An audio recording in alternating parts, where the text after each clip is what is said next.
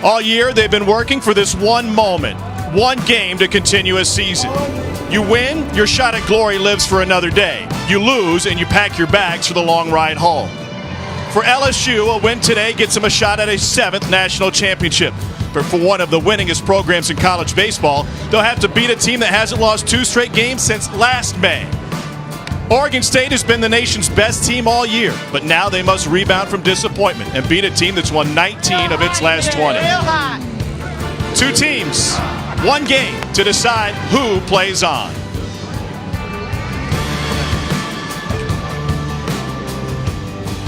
Welcome to ESPN's coverage of the NCAA College World Series presented by Capital One.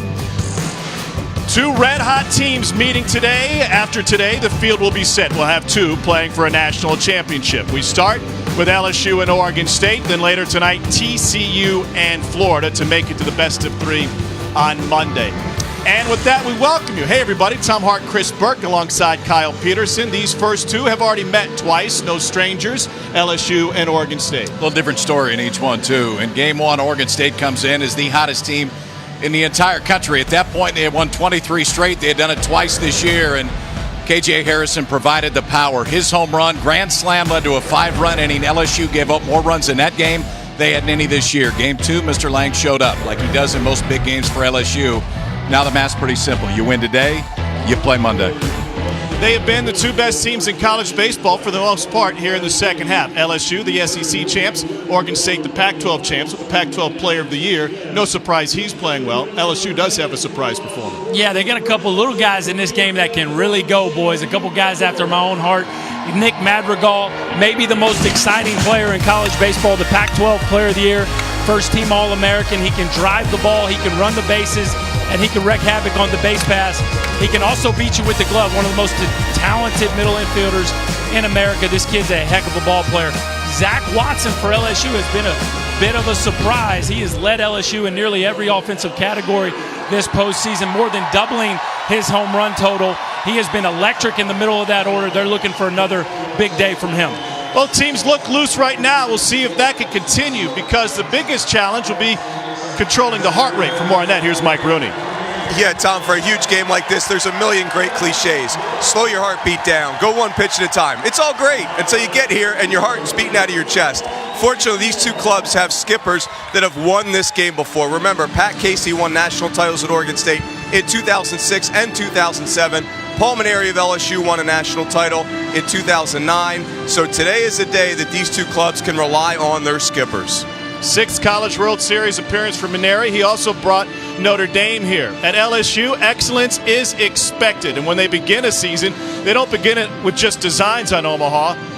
They plan on winning the whole thing. To get there, they've got to knock Oregon State off. This one decides who plays for a national championship. LSU and Oregon State from Omaha.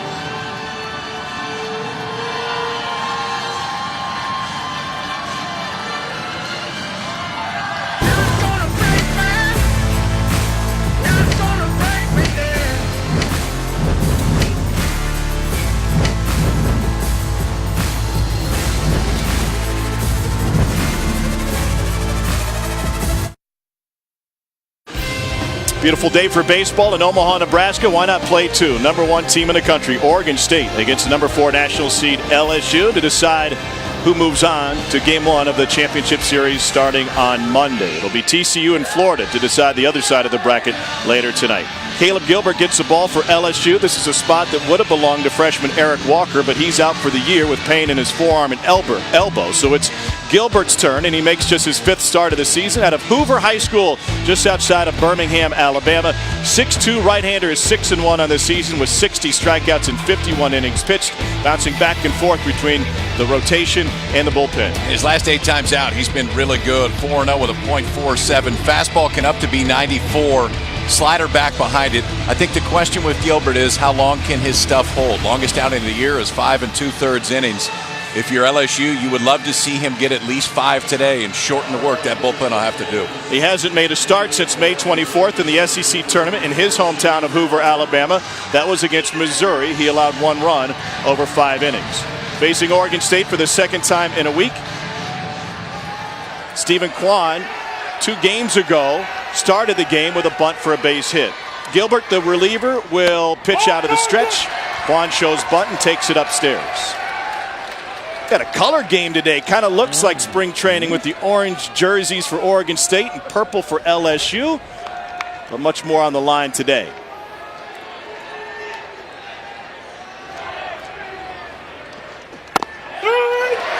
Two hits this week for Stephen Quan. Both of them came in game one against LSU. First the bunt single, then he chopped a double down the line. And with the threat of the bunt, Josh Smith is well in front of the bag at third.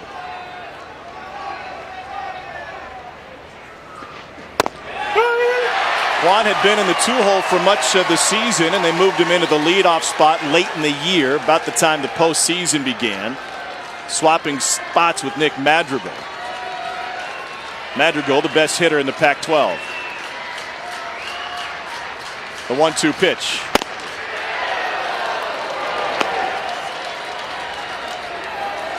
Talking with Steven this week, he doesn't mind hitting with 2 strikes. One of the reasons he's willing to take an early one. How does his approach work?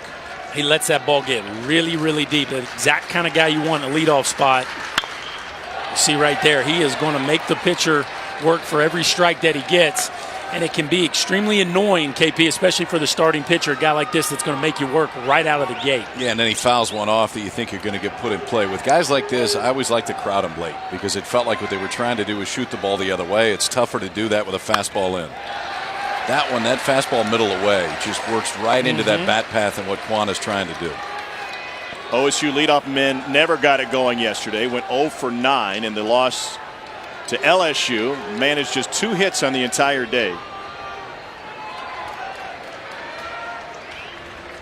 2-2 from Gilbert. Got him looking.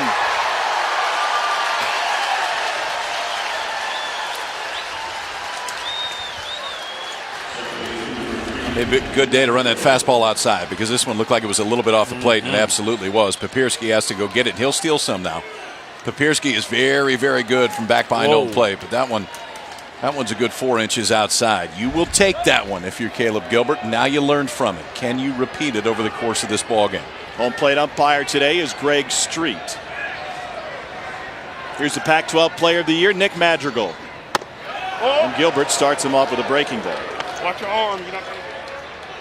You can hear Greg Street already warning Nick Madrigal to watch your arm. Don't lean into one. Madrigal, as diverse an offensive player as you'll find, led the Pac-12 in hitting and 5th in slugging. Into right field for out number 2.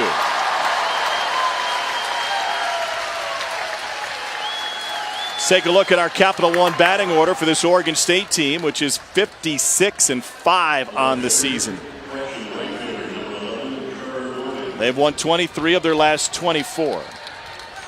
Twice this season, the Beavers have won 23 in a row. That latest run snapped yesterday.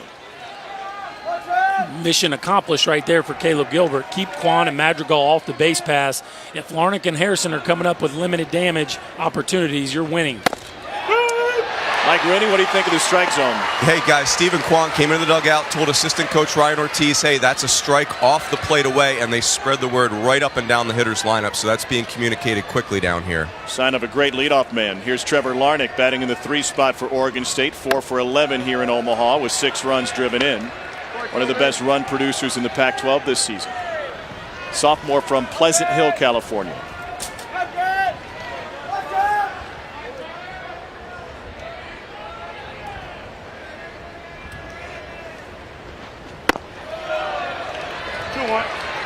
Change up there from Gilbert.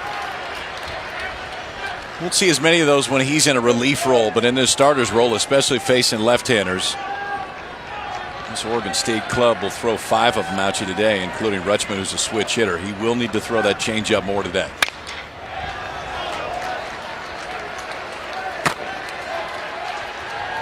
You like how Papierski's getting almost into the ground there on that changeup. That's what you want. Remember Charlie Green? Sure. Remember Charlie Green? Caught in the big leagues for a while. Real good catch and throw guy. Used to do that. He would get almost get small, and it felt like you knew exactly where you had to put it. Yeah, I think Papierski is a very, very good catch and throw guy.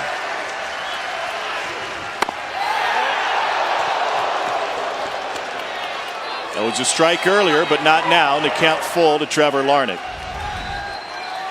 That other one caught just the inside of the white line, and that one's in that same spot. A ball, and should have been called that way.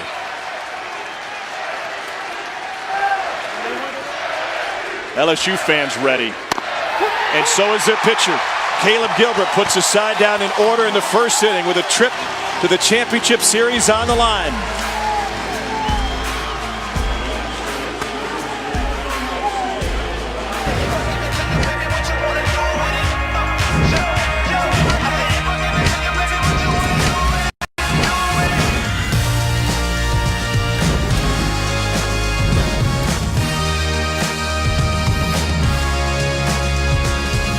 Of the first inning from TD Ameritrade in Omaha.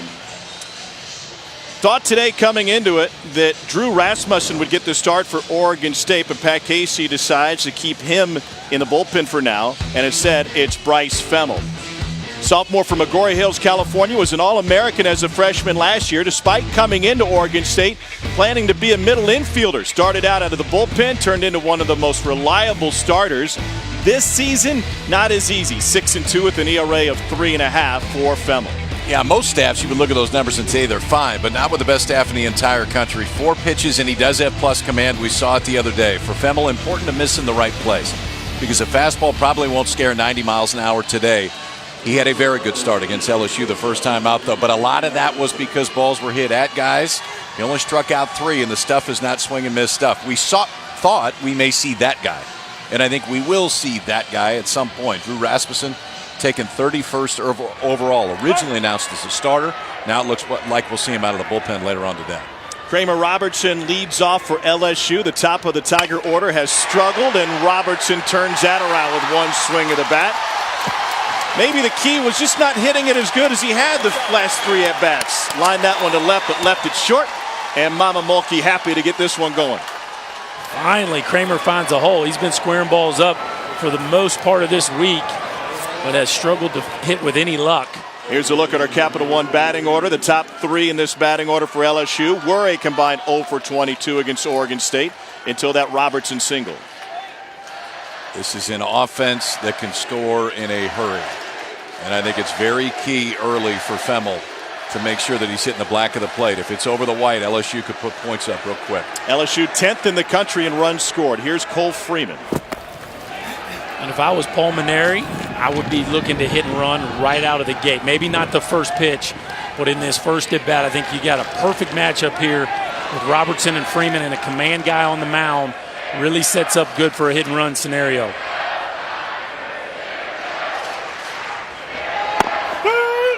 Snap throw to first, and Kramer Robertson beat the throw. 2 pickoffs this season for Adley Rutschman, the freshman catcher, who's been fantastic defensively here on the national stage. LSU had no luck against him yesterday. They are 0 for 4 in stolen base attempts against Rutschman.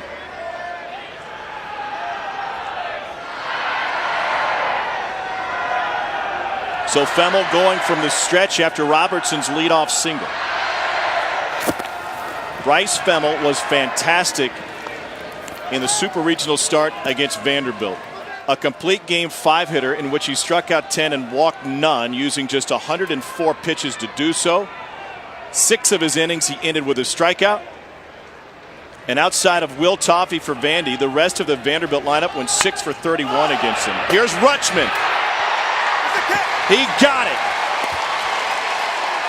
Cat-like quickness. I don't know that we've ever seen moves like this.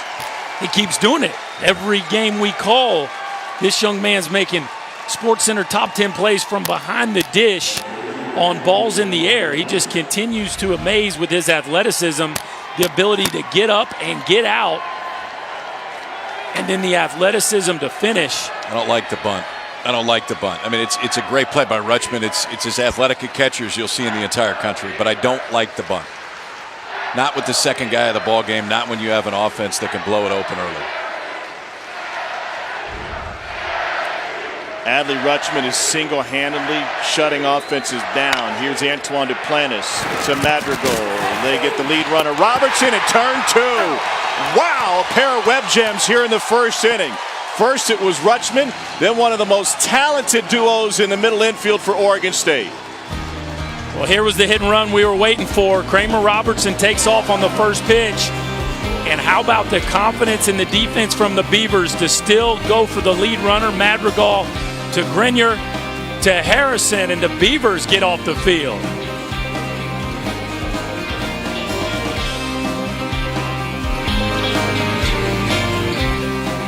The NCAA College World Series is presented by the Quicksilver Card from Capital One.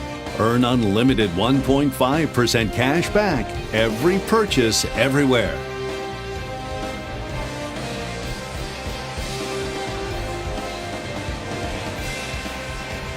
Brendan Bro showing off his dance moves. Glad those were still photos to get us ready for this one. Great color and pageantry here in Omaha. No score through one, thanks to Adley Rutschman and then the talented middle infield. It was just a 4-pitch frame for Bryce Femmel after allowing a leadoff single to Kramer Robertson.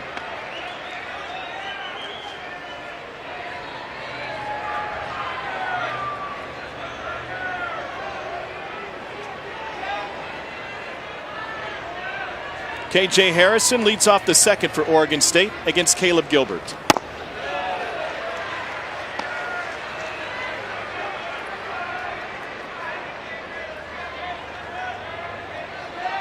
Harrison only has one hit this week, the third-round pick of the Brewers in last week's draft. Made that one hit count. It was a grand slam. Zach Watson handles it, one down. And now 17 straight Beaver batters retired by LSU, carrying over from the tail end of yesterday's game.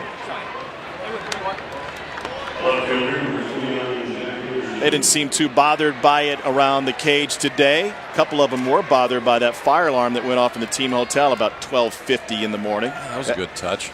That was an effective fire alarm, I thought. My ears are still bleeding. Junior from Lake Oswego, Oregon, Jack Anderson, 3 hits. And a first pitch strike. There are some drowsy-eyed Beavers making their way down the hallway and all the way down to the hotel lobby last night before the alarm stopped.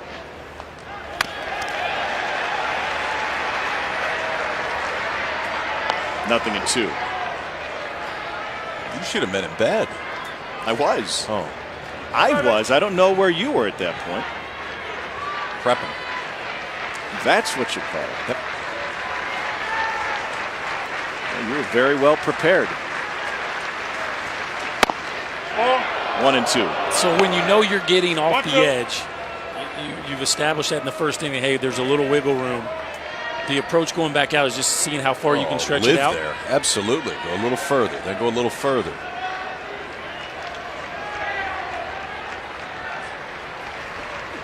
Is that a conversation that Alan Dunn has with Caleb Gilbert between innings, or is that Papierski trying to get him to stretch it? I think it's probably more Papierski. Well, I think it's a discussion between Alan Dunn and Papierski, just to understand, okay, exactly how far out is that, and how much further do you think that we could go? Papierski has a great mind behind the plate. Yes. Coming out of Lamont High School in Illinois. He called every single pitch his senior year of high school.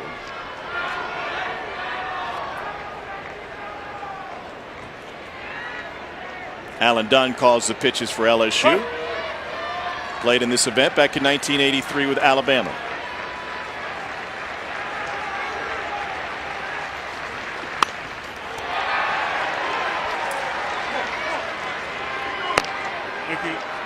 Two different signs right there from Alan Dunn. The first is he wanted to make sure that Gilbert shook his head no twice.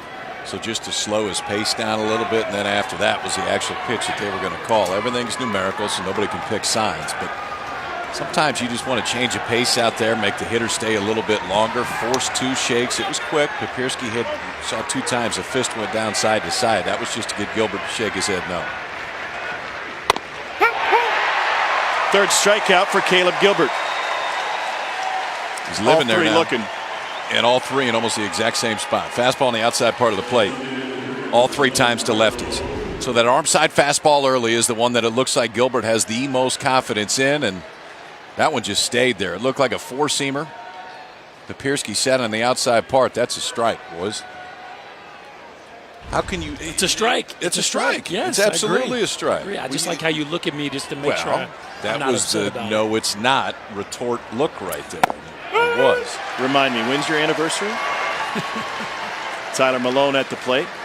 Okay, so if you're frustrated as a hitter, what adjustments do you make? Well, and how much do you change what you do? You have to change with 2 strikes, no doubt about it. I thought Anderson missed some pitches to hit early in that bat. And it does add an extra element of difficulty once you get deep into a count, because now you're not quite sure where that edge is. And what you'll see a lot of guys do is when they know the umpire is giving off the outside corner, 2 strikes, they'll just crowd the plate and try to make sure they have a good feel for where that outside corner actually is. Change up there. I think the one thing to watch too with Gilbert is you have to force him to throw a glove side fastball. You got to make him prove that he can throw that fastball on the glove side, because the fastball on the arm side, so away to the left-handed hitter, is one he's very comfortable with right now. Yes, sir. 4 strikeouts for Caleb Gilbert. He is wearing out the outer third of the plate and maybe then some. 19 straight Beavers retired by LSU pitching. It'll be Dykeman, Watson, and Smith for the Tigers.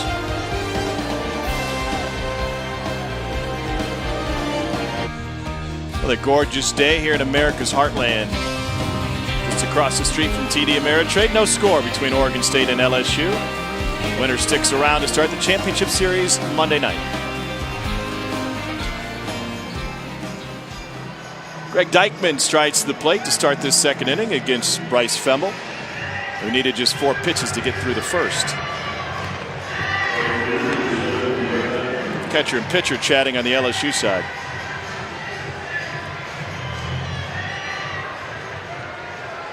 Dykeman can get into it. 19 home runs on the season.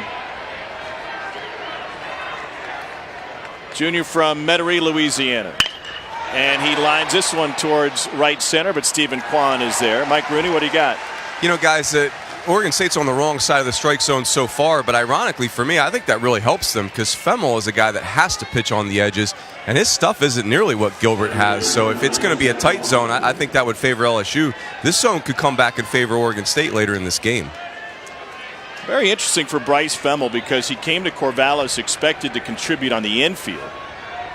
Started in the bullpen as long relief, emerged as a starter late in the season last year, and finished the year 10-1 with 2 saves, a complete game win against UCLA, and an ERA of 2.3. Wasn't as easy going this season for Femmel. Monday against LSU looked pretty easy. 8 innings, only 1 earned run. And he ate up a ton of innings for Oregon State too. When that game got out of hand, Femmel just kept throwing strikes. Red hot Zach Watson ignores the breaking ball, 2-0. Watson had great success against Femmel, though, 2 for 3 with a home run. Yeah, and this is the way it goes when you're red hot. It just feels like you fall out of bed 2-0. Regardless of the fire alarm? Regardless of the fire alarm. And Watson, you can see the respect they have for him. A 2-0 breaking ball right there. He has become a feared part of this batting order. Batting .500 here in Omaha, leading the field in hits with 8. He's homered and doubled.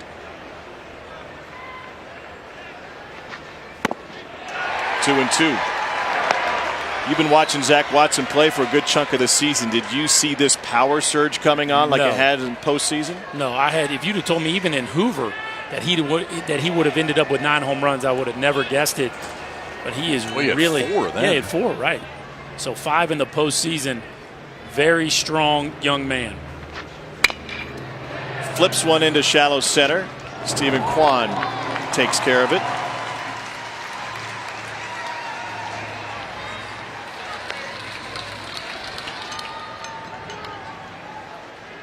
Two out for Josh Smith. We're going to talk a lot today about what's on the line in this single game, and make no mistake, both teams have designs on a national championship, and they need to win today to have a shot at it. But with the youth in both of these programs, don't be surprised to see them back in Omaha over the next couple of years. What Oregon State has coming back next year is pretty scary. Kwan, Madrigal, Larnach, Anderson potentially, Malone, Rutschman, Grenier.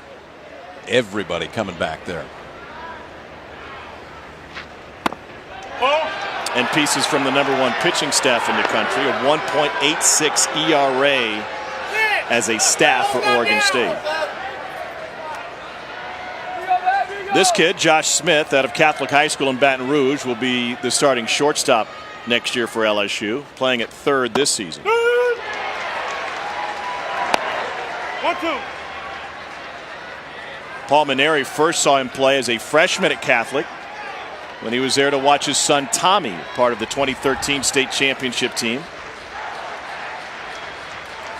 And now 4 years later, he's starting in the College World Series for the 6-time national champions. 2-2. Yeah, awfully impressive to run 3 freshmen out here in the College World Series for Paul Maneri.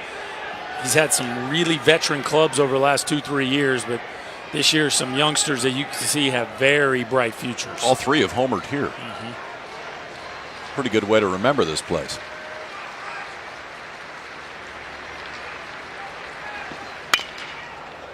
Good reason to want to come back.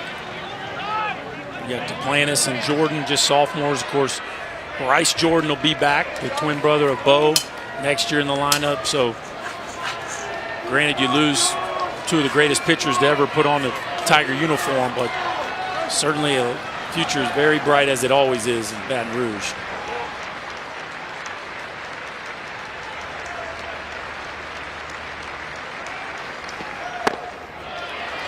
Femmel sails it high and wide. Full count now to Josh Smith.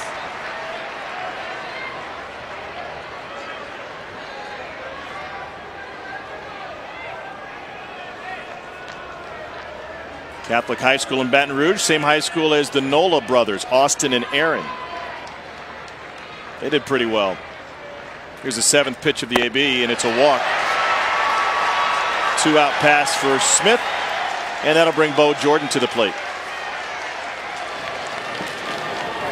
Fastball command for Femmel hasn't been great. The command of everything else has been pretty good. Breaking ball command has been good. We've seen a few change-ups, but last 2 times just trying to throw that fastball on the outside part of the plate, and both of them really sailed.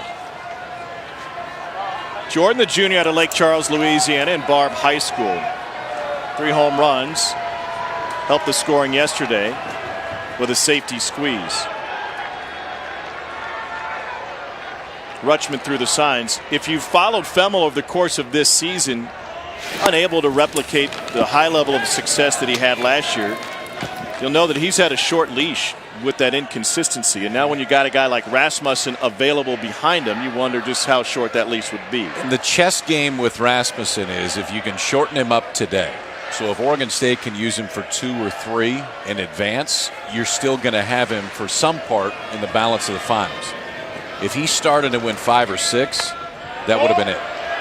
That's it. You don't have him for the rest of the College World Series. And I think that was the balancing act for Oregon State is if Femmel can steal 5 or 6 and we go Rasmussen on the back end and potentially have him at the end of the finals, that puts us in a much better position to win a national title.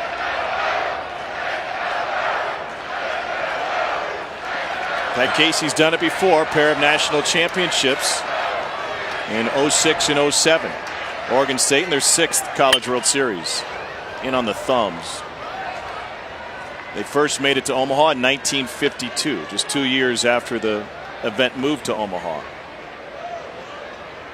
I think we get a pretty clear picture of where Rasmussen is on his trail back to being fully healthy by the fact that they don't feel comfortable starting him yet. Well, I think they feel comfortable starting him. I think they don't feel comfortable bringing him back on short rest, which is right. I mean, they shouldn't. But again, that shows us where he's at. That he's not back at 100% because that's a horse now. That's a big physical kid. He's 15 months off. So I think it was the end of March last year. So he's about 15 months off. I appreciate the approach. I think it's healthy because he's got a chance to pitch for a while now. Last year, Rasmussen made 6 starts before Tommy John surgery.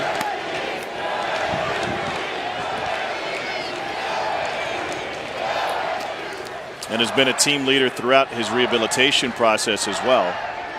And he said one of the hardest working guys on the team, even despite the fact that he wasn't able to go out there and play in games. Ball in the strike to Jordan. And he yanks it down the line in left field. Jack Anderson will wait for it to get to him. Smith headed to third. And it's a 2-out double off the bat of Bo Jordan.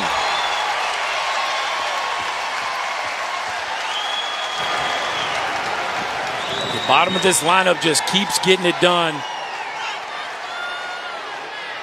It's been a bit of a struggle early on in the Tiger lineup, but Smith with a 2-out walk, and now Jordan gets a breaking ball up around his shoulders and barrel hooks this ball down the left field line.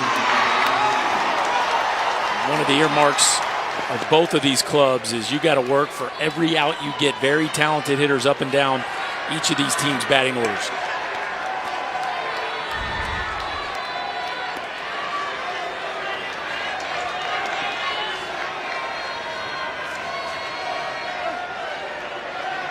And now Michael Papierski at the plate for LSU.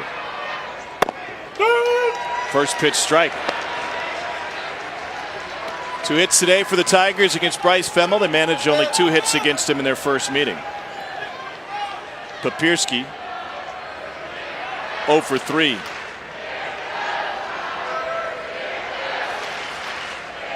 Ninth round pick of the Astros.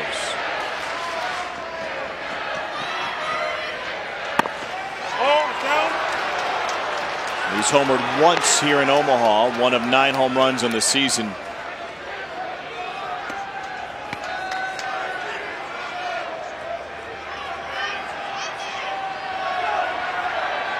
Madrigal playing Papierski on the grass for the moment.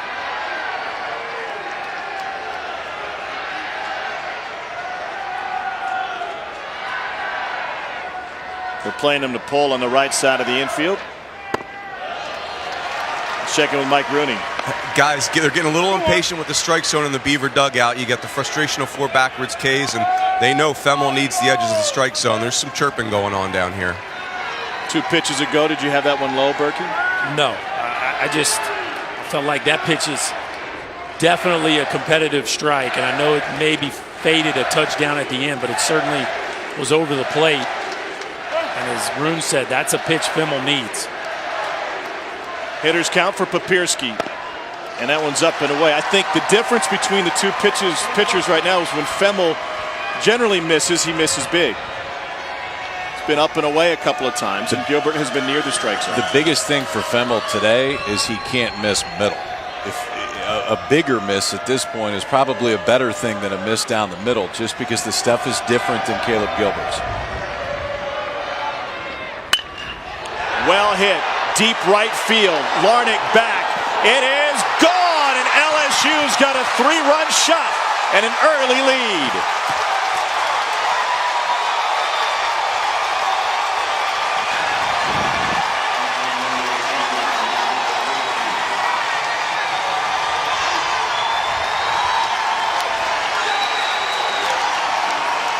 When you got first base open in a championship type of game, and the last thing you can do, KP, as you said, miss in a good place for a hitter to get the barrel to it.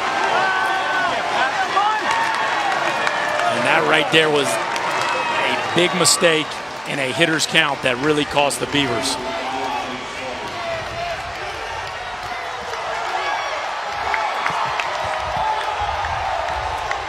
Two-out rally for LSU. A walk, a double, then a 3-run jack from Papierski, his 10th home run of the year. And here's Jake Slaughter.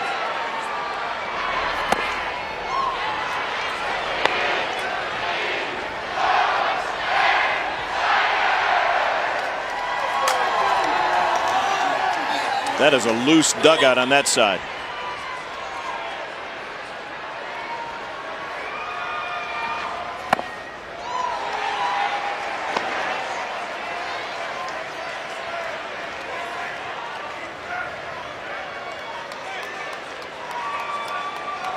Oregon State's going to populate the dugout here in the the bullpen here in the second inning. Brandon Eisert starting to move around down there.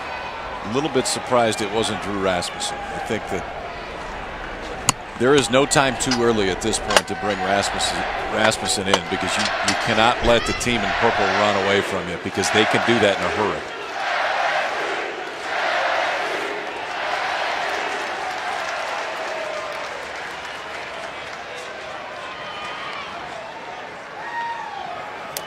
Oregon State has only lost 5 times this season. 4 of those losses came when the opponents got the scoring started.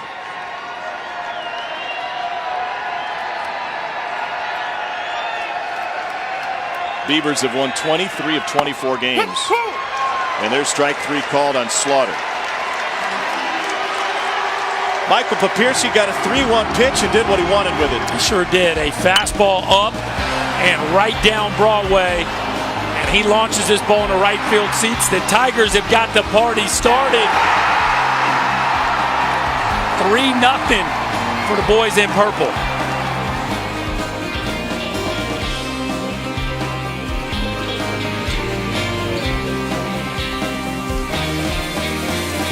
Papierski was a pretty good high school quarterback, but he changed his mind, turned his attention over to baseball. Seems to be a pretty good decision, especially here in Omaha today. 3-run home run against Bryce Femmel. If you had to do it over again and call the pitches, how would it be different? I don't know why we're challenging in a 3-1 count with second and third and first base open with a right-handed hitting freshman on deck. I just think with the control guy like Femmel on the mound, throw a changeup. If he swings, he swings. If not, move on and face the next guy. Yeah. Junior from Lamont, Illinois. Papierski played high school football with Ethan Posick, who was an All-American center at LSU for Les Miles and Ed Orgeron. When he decided to quit the high school football team to focus on baseball, Posick sent him a text that was about 4 paragraphs long, trying to talk him into staying with the football team, extolling the virtues of being a football player and everything that could come with it. I don't know if Papierski still has the text, but it looks like he made the right decision. Posick ended up being a second-round pick of the Seahawks this year. Switch hitting catcher that can really catch and throw, that has power. Not a bad thing to get into professional baseball. And not a bad pick in the 9th round by the Astros. I think they're going to like that one. Gretler sends this one into the seats. 0-1 to the Oregon State third baseman. Gretler's played all over the place for Oregon State this year. Couple of starts at first base for the Bonnie Lake, Washington native. That's when KJ Harrison was injured. Can hit anywhere in the lineup.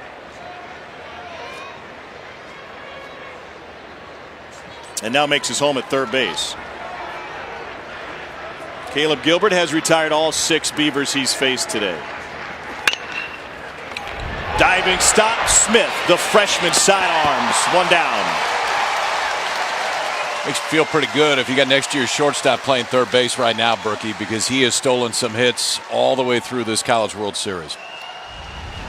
I'm just really impressed by the freshmen for LSU. Slaughter, Watson, Smith, the athleticism to get there, the casual flip across the diamond.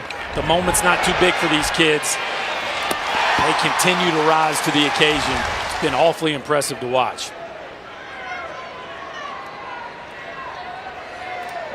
And the kid at the plate has been impressive to watch as well. Adley Rutschman, freshman from Sherwood, Oregon. Pac-12 honorable mention catcher. Defense has been outstanding. A little bit quiet at the plate, just 1 for 12. Wasn't planning on playing football at Oregon State, but made the team in the fall and won the job as a starting kicker.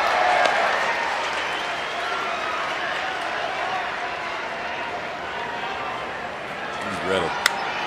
He is ready.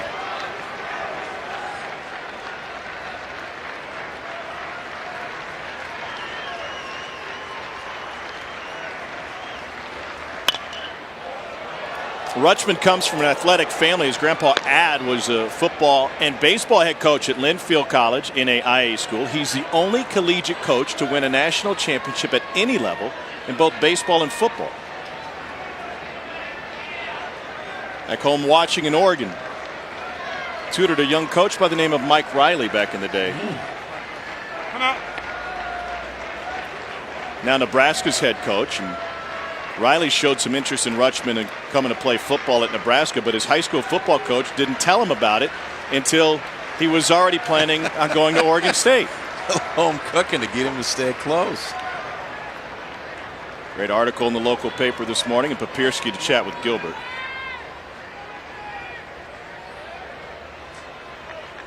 It might have been stay with me right here discussion right there. Papirski goes out. Gilbert may have shook a few times with something that either Alan Dunn really had some conviction with or Michael Papirski had some conviction with, and just to make sure that everybody's on the same page.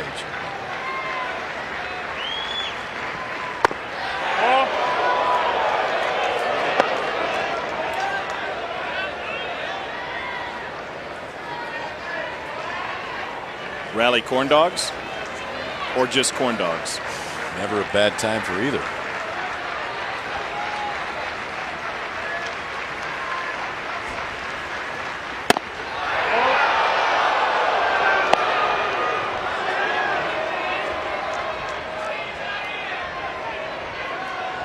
Palmineri looking for his second national championship.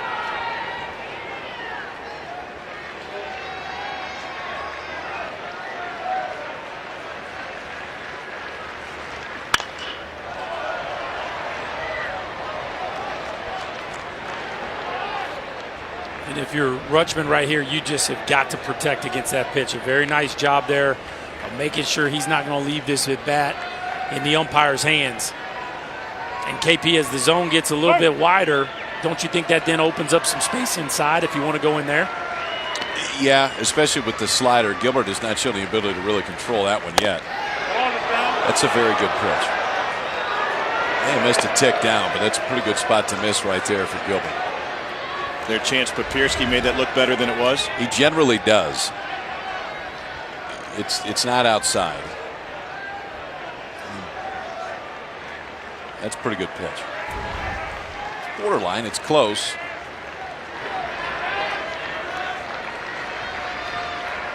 This will be the 8th pitch of the at-bat.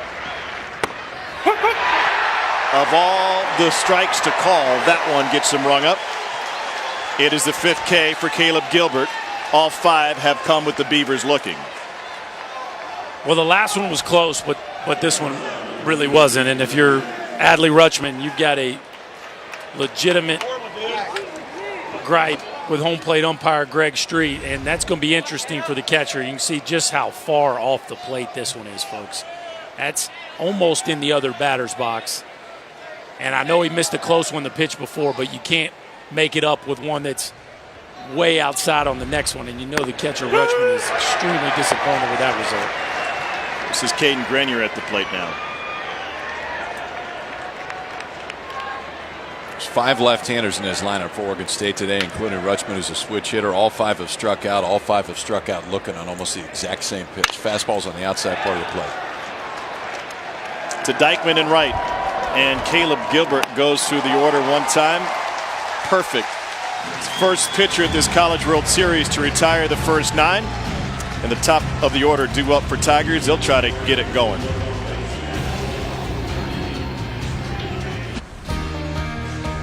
Well, Adley Rutschman, the freshman catcher, got called out on strikes when he was at the plate in the Oregon State half of the 3rd inning. Not pleased with Greg Street's strike zone. And then came out moments ago to get behind the plate for his starter, Bryce Femmel. The conversation continued between he and Street at some point.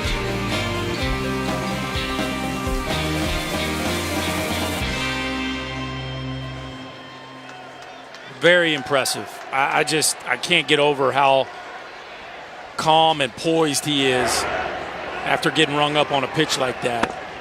It shows you just how mature this young man is and speaks very highly of his pedigree, because there's a lot of kids in an elimination game like this that would have lost their minds getting punched out on a pitch like that. Here's Kramer Robertson. So what's the protocol? Because catching is different than any other defensive position.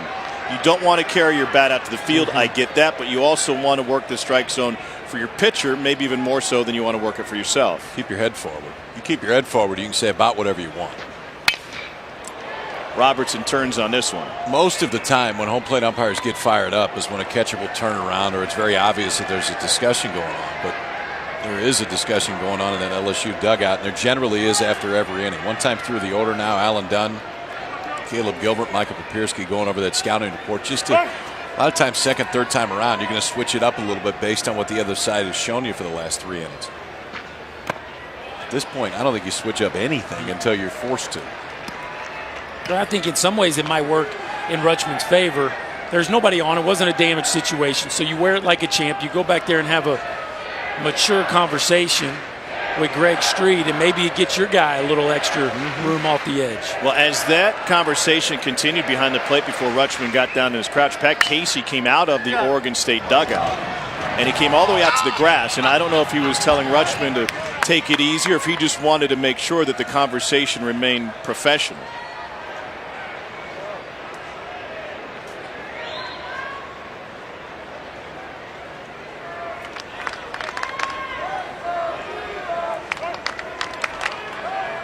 Two and two now to Robertson.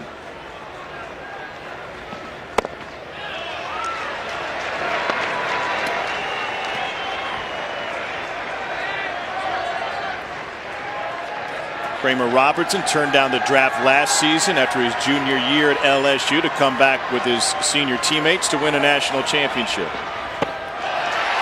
And he has reached base twice here today and trying to get his dugout fired up.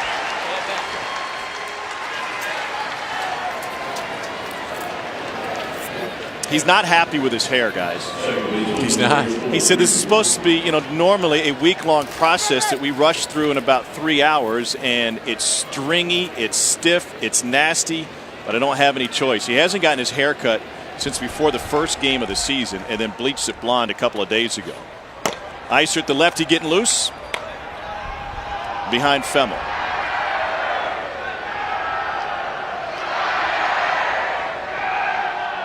The challenge for Kramer now from the hair perspective, he goes, I want to change it now. I want to go back to black if we're able to win. But how do you change it if you win? You don't. Cut it. That ain't happened. That's the question. How do you change it? You cut it. I presented the same offer. Freeman tried to bunt his way on in the first inning. That was snared by Rutschman. I think with Freeman, if he's going to bunt, and it's the same thing in the first inning, if he's going to bunt in this situation, show late, take a chance, try to put it down a line, not as early as he showed. Gretler's 60 feet away from home plate by the time the ball gets there. I mean, the man can hit a ground ball whenever he wants. So I think if you're wanting to make sure you advance the runner, it's a real easy hit and run opportunity that might end up in a first and third situation. Deep as the left fielder Jack Anderson's playing, if Freeman shoots one in the 6-hole on a hit and run situation, Robertson will run right in his face and go first to third. 9 stolen bases on the season for Robertson and 12 tries. This is I said it the first time, I'll say it again, it's a very comfortable guy to hit and run as a hitter. The last thing you want as a hitter is a guy who has swing and miss stuff in a hit and run situation. Runner goes, ground ball to short, no play at second, and that saves him from hitting into a double play. They had it.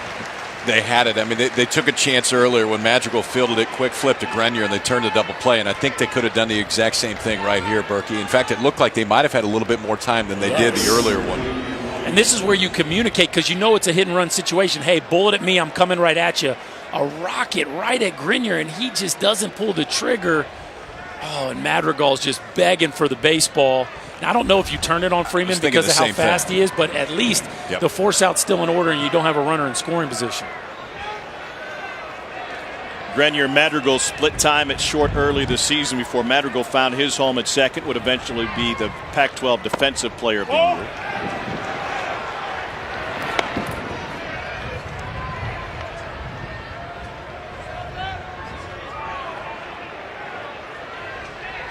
Rally Beach ball, perhaps, helped them against Florida State earlier this week. Antoine Duplantis pulls it right side off the glove of Madrigal. Kramer Robertson around third. He will score to make it 4-0 LSU.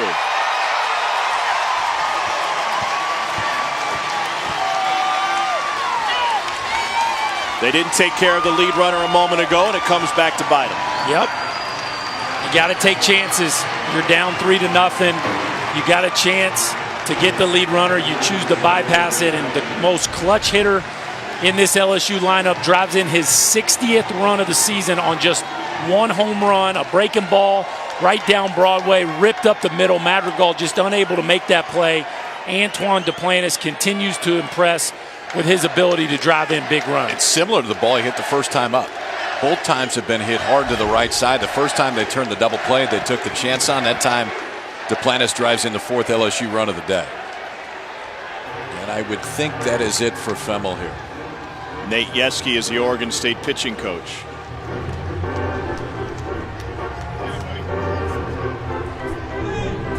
Brandon Eisert looks like he's ready to go.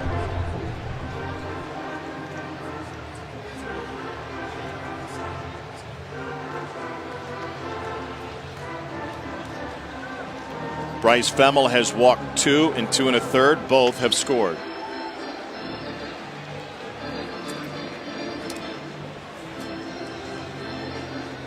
What's the decision to be made? I don't think that there is one. I think Nate Yeske, when he went out right there, they knew what the decision was. Maybe just wanted to talk to Bryce Femmel a little bit more. So they'll go to the freshman lefty as Eisert makes his way in from the Oregon State bullpen. Might have wanted to talk with the home plate umpire, Greg Street, as well. Femmel's done after 2 1/3. LSU leads 4-0 behind the play of their senior shortstop Kramer Robertson. A spark plug for this LSU team and a basket of emotion.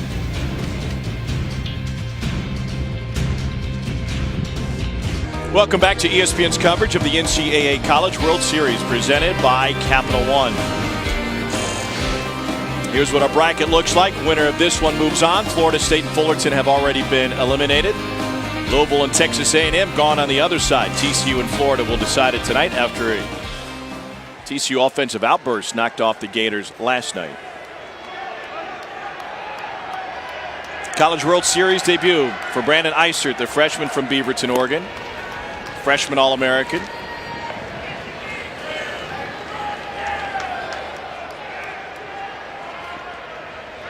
Beavers haven't used much of their bullpen over the course of the postseason. They haven't needed it. 21st appearance, a 2.18 ERA.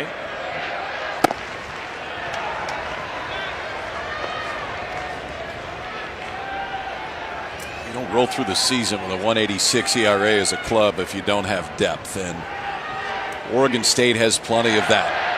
I still thought we may see Rasmussen as the first guy up right here, though. I don't disagree with you, but I thought it would be in more of a leverage situation. When it got 3-0, you're wondering, when can your offense get you back in, especially if you want to limit Rasmussen's innings. But to me, Rasmussen can go 5 innings, okay? So now, potentially, you bridge to the 7th or the 8th. You're in a leverage situation now because you're behind. So maybe not what the base paths are telling you, but more by what the scoreboard's telling you. And I just don't think you can let LSU get too far out ahead. Remember, Zach Hess is ready to go today.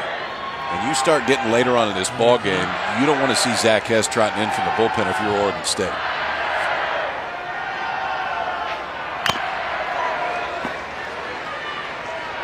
Greg Dykman is 0 for 1 with a line out to center field.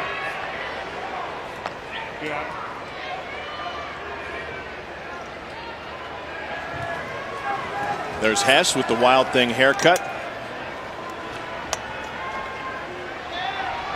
He has been untouchable.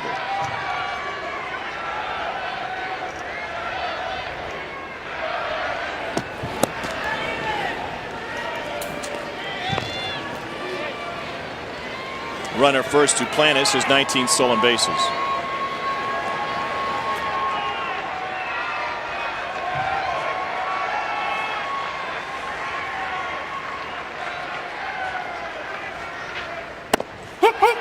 And Dykman punched out. 2 down. Michael Papierski with the big swing today. For this inning, 2 started, 2 outs, nobody on. Walk to Josh Smith, Bo Jordan double on the left field line, and Papierski with 1 swing gives LSU a 3-0 lead, 10th home run of the season for the switch-hitting catcher. 3-1 fastball that was elevated, and he took it from there. 7 hits in this NCAA tournament for Papierski.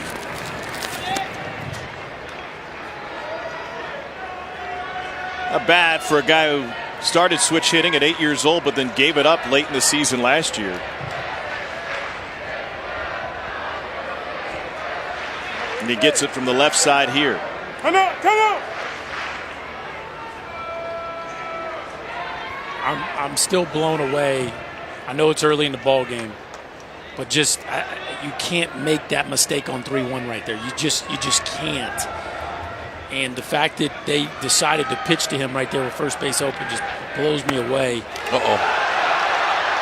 Duplantis was going back, but it got so far away from Rutschman on the mix-up that he's able to get to second. Yeah, Rutschman thought they were pitching out. That was the move, and I think he threw him a breaking ball. It looked like a cutter at the least. Yeah, something that was moving glove side. So watch Rutschman's first move. He's going to move all the way out. Yeah. It was either a slider or a cutter, and that was not exactly what Adley Rutschman was thinking when he moved all the way out there. You see his first move to go out. They think there's a chance that Duplantis is running. He is not until it gets past Rutschman. Now Duplantis standing at second base with 2 outs. That could have very well been called a strike. That one is hard to have miscommunication on when there's nobody standing at second base. Just the 3rd pass ball of the season charged to the freshman catcher. And that's a really tough pass ball. And I don't know what else you call it, but when you're looking for a 2-seam fastball and a pitch out, you get a cutter. That's not the easiest one to handle. 2-0 now to Zach Watson. Flew out to center field his first time up. .471 average here in Omaha at the College World Series.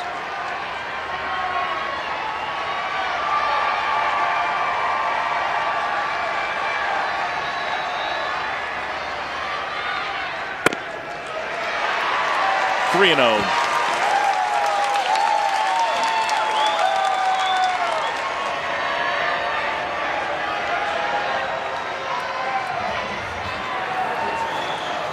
Mike Rooney will chat with LSU head coach Paul Maneri at the conclusion of this half inning.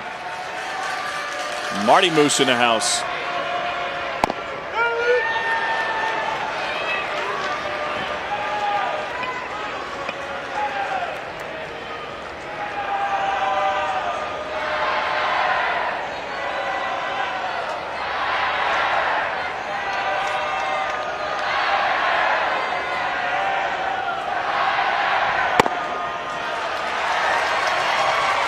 Two-out walk, and there's 2 aboard for Josh Smith.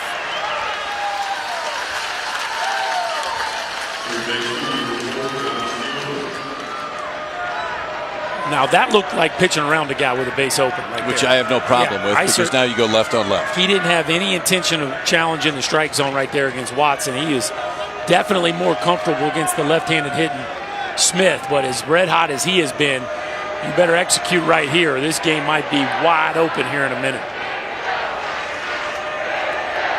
Smith homered yesterday. He drove in 2 in a 2-for-4 afternoon. Come out.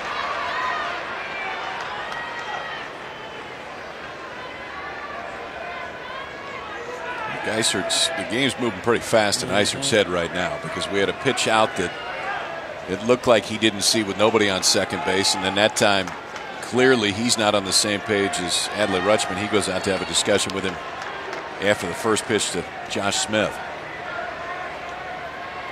1 strike, 2 outs. Hey.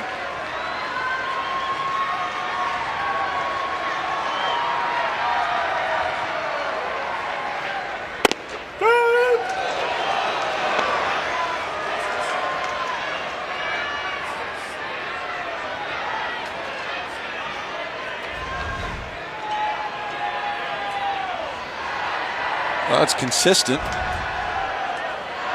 know where it is. Outside part of the plate, the left-hander is about 4 or 5 inches off the plate. That's just kind of the way it's been the whole day.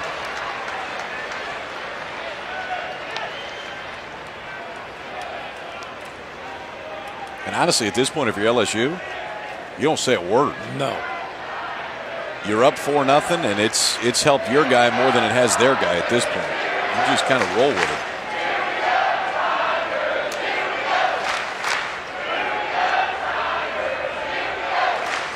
Gilbert has struck out 5 through 3. Upstairs, 1-2.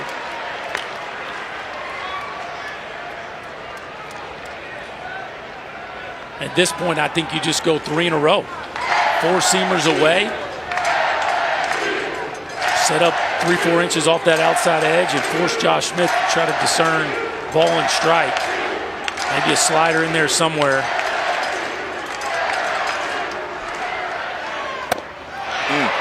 Big strikeout. Rutschman will give his pitcher a hug as they come off the field.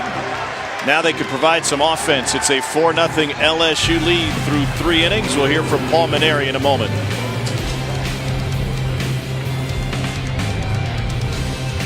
Welcome back to Omaha with LSU skipper Paul Maneri. And Paul, what are you seeing from your right-hander Caleb Gilbert? Boy, he's throwing a lot of strikes, Mike. You know, the umpire's got a nice pitcher zone, and he's taking advantage of it. He's hitting his spots, and he's getting ahead of a lot of guys. He hasn't really thrown his breaking ball that well, but he's thrown a couple of good changeups. Your offense is rolling. What was the plan of attack seeing Femmel for the second time this week? I thought we would do better against him. You know, not take anything away from him, but the other night when we played him, there were terrible shadows in the early innings, and we just couldn't pick up the spin of his off-speed pitches. I think today, with the sunlight, we're seeing the ball a lot better. Do you change anything facing their bullpen? Well, that kid suck. You know, they brought him in against our left-handers, and he was a little sneaky fast. We're going to have to make an adjustment and start our swings a little bit earlier. Thanks, Paul. Okay, Mike. All right, Runes, thanks. And he's dead right on Caleb Gilbert. He's been pumping the strike zone. 44 pitches, 30 of them for strikes at 68%. And taking advantage of this pitcher-friendly strike zone from Greg Street.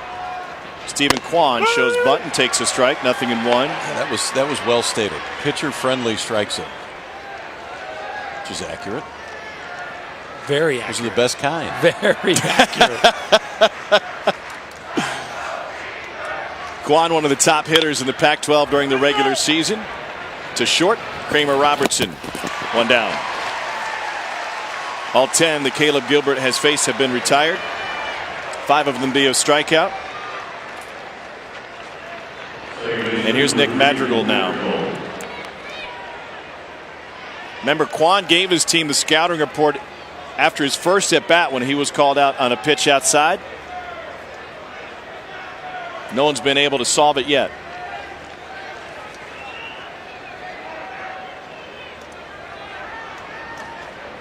Madrigal hitting the 2-hole for the first time this season against Yale in the regionals. And he swings at the first pitch here.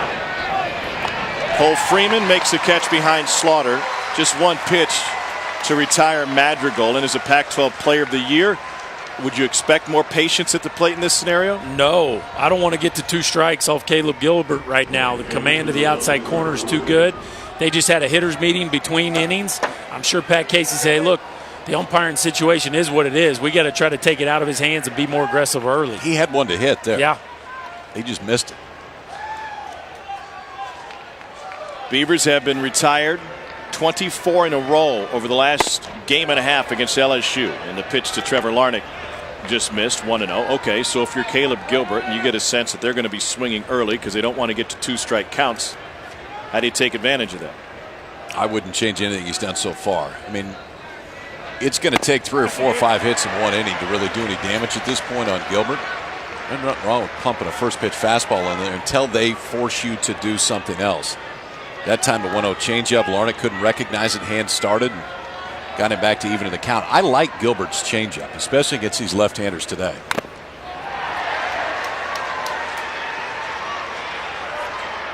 And to be fair, Thimel Gilbert's the one that's executed, right? The strike zone's Absolutely similar. Gilbert is the one that's executed. I've been awfully impressed with him to this point in the ball game. He is completely in control of his emotions. Trevor Larnach struck out in the first inning.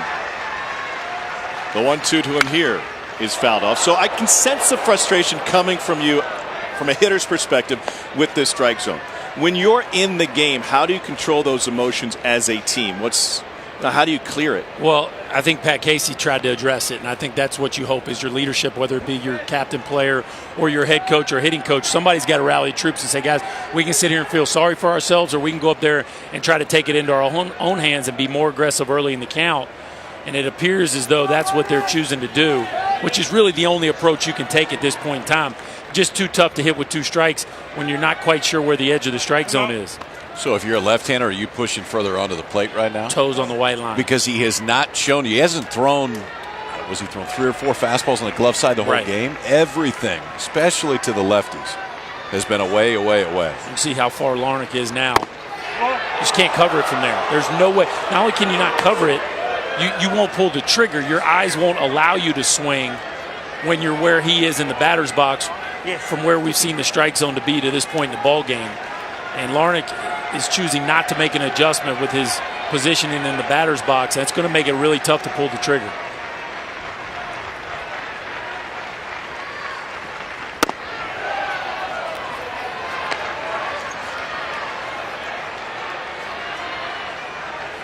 Full count to Larnach with 2 down.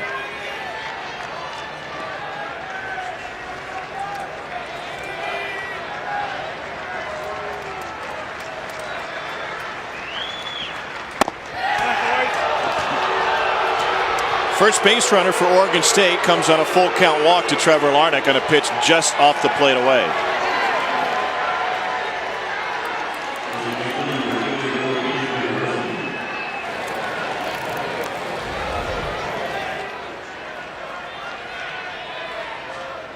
You can see that reaction by Larnach. Right, that's 3-2 pitch. I mean, it's either ball 4, strike 3 right there, and he's waiting just to make sure. Because he punched out looking on a pitch that was similar his first time up. That one was clearly off the plate. Power threat KJ Harrison fouls the first one off. And that's what we're talking about right there. That's an opportunity. A pitch right in the wheelhouse of KJ Harrison. He's just a little tardy. And that's what you're going to see, I think, as this game continues to play out, is Oregon State going up there and trying to be aggressive on the first good heater they see. 1 for 14 in this College World Series, but that one hit was a grand slam against LSU in the first game between these two. To the left side, Robertson with range from his knees. He'll be late, and Oregon State's got 2 aboard on their first hit of the game.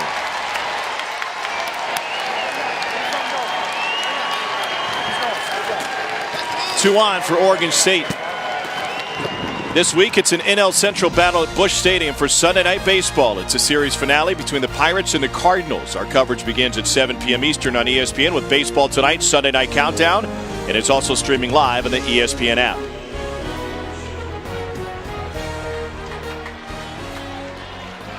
Jack Anderson at the plate for Oregon State with 2 on, and the first opportunity for the Beavers today against Caleb Gilbert.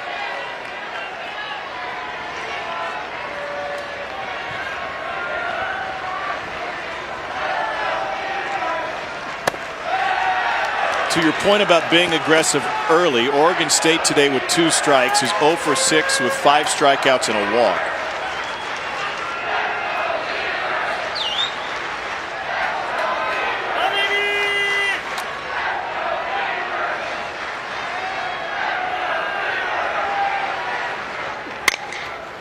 Robertson at short. Goes the short way to Freeman, his senior classmate. That'll close any Oregon State threat in the 4th. No runs, a hit, and with a walk, 2 left on, middle of the 4th, 4-0 Tigers. What a beautiful day here in Omaha, Nebraska. It's a 4-0 lead for LSU. Only 1 hit allowed to Oregon State thus far as we move to the home half of the 4th inning. The first of 2 today to decide who's going to play for a national championship in the best of 3 championship series starting Monday. Florida will send Alex Faedo, got the win from Alex Faedo with 7 innings of 11 strikeout baseball, and Jared Janczak for TCU took the loss, 4 innings and 3 runs. They'll go head-to-head tonight, 8 o'clock on ESPN. Yeah, it would not surprise me if Faedo was the same way that he was in the opener. It would surprise me if Janczak is the same way that he was in the opener between those two, because Jared Janczak doesn't walk anybody. He walked 5 that first game against Florida. I think that one will be a real pitcher's matchup. So who has the advantage tonight? Who has the advantage? I don't know that anybody does on the mound. An overall standpoint, maybe TCU just because they won last night, but I think that one's about as even as you can get it. Did the way that thing play out surprise you last night? What's that? The way that game played out with TCU's offense doing so much late in the game? Well, we've seen TCU's offense be really good. We just hadn't seen it be really good here before last night. No, I can't say that it told. What shocked me was after seeing how good Kowar was to the first 8 hitters of he looked like he was pitching in a Major League Baseball game, the first 8 hitters of the game. And then they got to him. They got him quickly. Ryan Merrill's 2-out single in the third, I don't think can be overlooked in the course of that entire ball game because that's when TCU's offense started going. Florida won the first matchup between the two, 3-0.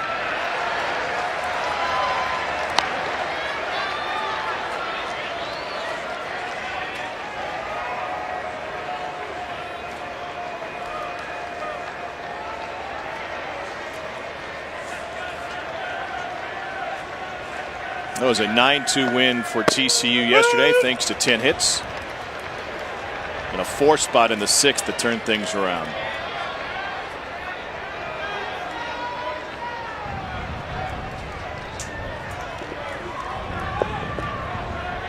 TCU's bullpen only allowed 3 hits and didn't allow a run.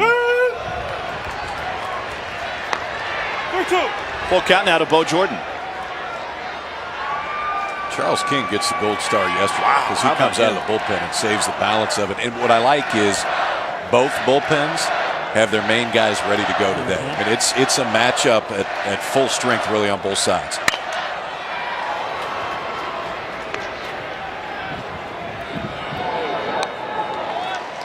One down. That'll bring Michael Papierski up. 4-0 here with LSU in front of Oregon State. Michael Papierski saw a 3-1 fastball last time up with first base open, and Chris Burke seemed to disagree with that decision, put it mildly.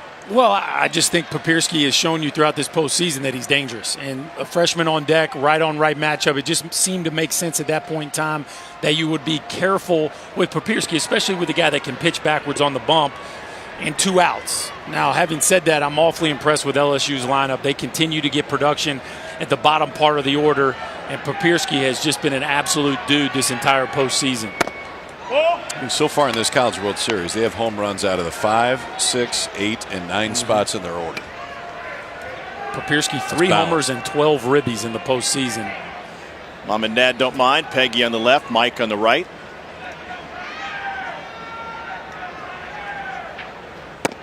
Ball. 2-0. And then for me, the other thing is Caleb Gilbert.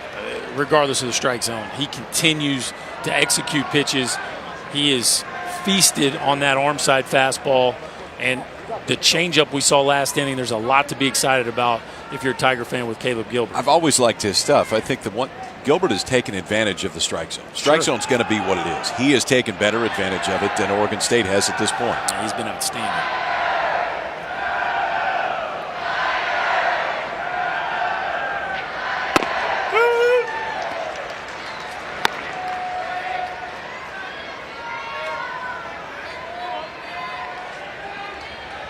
Dad Mike trying to record this one. Who knows? His son might homer for the 3rd time here in Omaha. He might indeed. Papierski sends this one deep to left. Dad's got it on the phone, and it's into the 2nd row.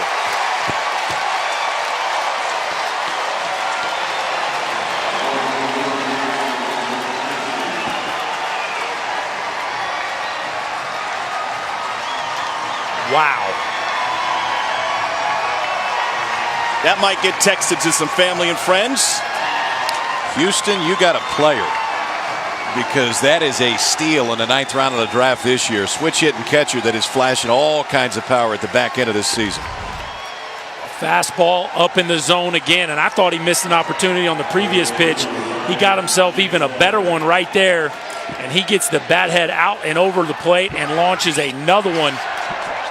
First from the left side, now from the right side. What a talented player, Michael Papierski, and you know the family loves this one. How about that? How about that? Good timing, Pop. Michael Papierski is the first player in the history of the College World Series at TD Ameritrade to homer twice in the same game. You have to go back to TCU's Brian Holiday at Rosenblatt in 2010. He hit 2 home runs in one game. That came against UCLA. Good thing he went back to switch hitting, huh? Working out all right. The only problem if you're dad, right, and you're filming it from the stands is it really limits the celebration.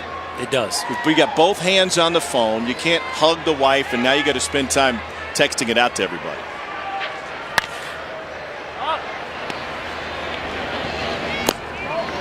Two down. He's got good form, though. We might sign him up to run camera for the rest of this World Series. Dad Mike and his mother Peggy. Got some celebrating in, but he was still filming. Look at that. We're still working. Still working. Focus. Got to follow him. Got to follow him all the way around. At this point, don't you go to the family? Don't you go to the crowd at that point? That's A+ right there. That's good work. Now you're directing? Yeah, I'm thinking, Yeah, exactly. Don't you want a little sense of place? Sense of place. Sense of stopping. Sense of 5-0. Got my terms in, boys. Starting to learn this business.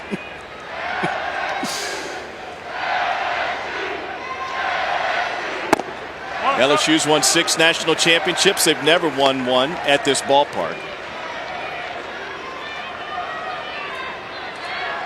Here's Nate Yeski out.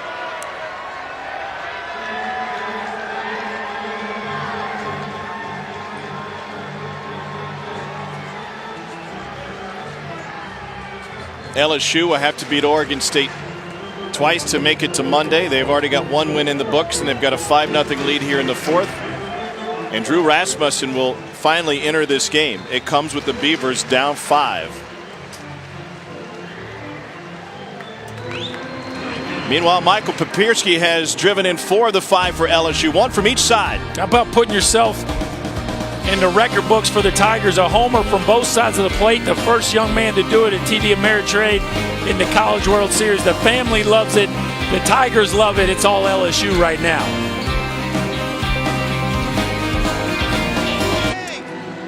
LSU hanging loose thanks to a 5-0 lead. A couple of home runs up the bat of Michael Papierski. And the reward for that is they get Drew Rasmussen out of the bullpen for Oregon State.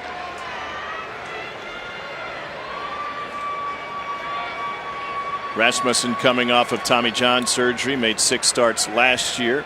This will be his 8th appearance this year. The ERA is minuscule, .79. First round pick of the Rays. He has struck out 24 and walked only 5. And the first pitch is lifted to left field from Kramer Robertson. He has a 2-hit day going.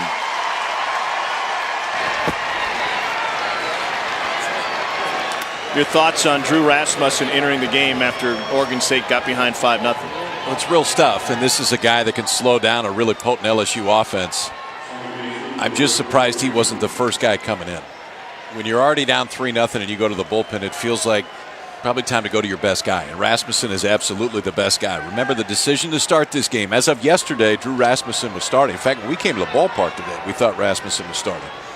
They flipped it up to see if Bryce Femmel could get him 3 or 4 innings. He couldn't. And now Rasmussen comes in, but Oregon State's already down 5-0. And this LSU offense shows no signs of slowing down.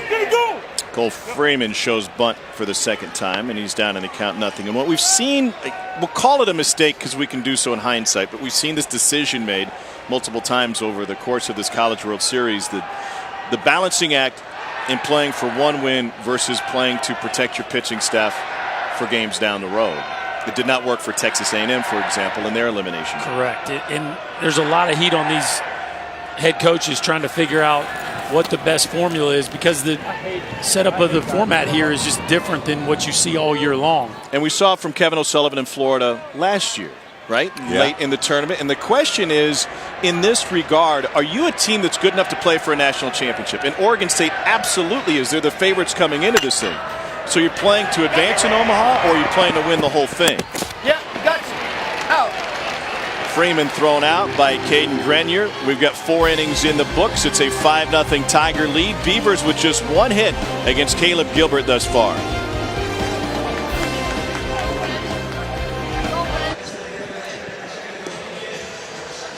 It's a 5-0 lead for LSU. And it's all Tigers so far. 5-0. The offense has showed up, and so has the right arm of Caleb Gilbert. 5 strikeouts the first time through the order. All 5 on called fastballs to left-handed hitters. And you could see early for Caleb Gilbert, realized that there was going to be room on the outside part of the plate. Some on the outside black, some a little bit generous, but all of them thrown in the exact right spot based on what Greg Street had shown you behind home plate. I think Caleb Gilbert has been phenomenal so far of adjusting to what the strike zone is. And if nobody forces you to change, just keep pounding it out there. 4 innings, giving up just 1 hit. He's been in total control so far. And watch where Malone is on the plate here. He has made an adjustment. That left toe is right on the chalk line.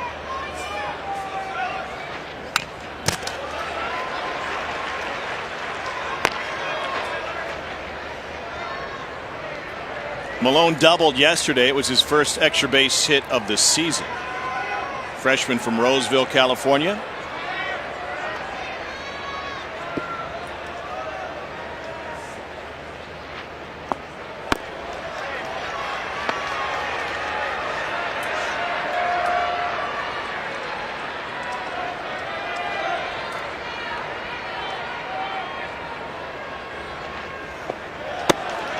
And Gilbert misses low and in.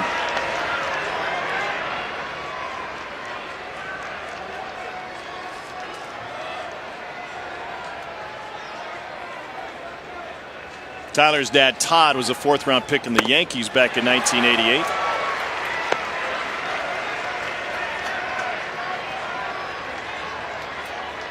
He's at the game today.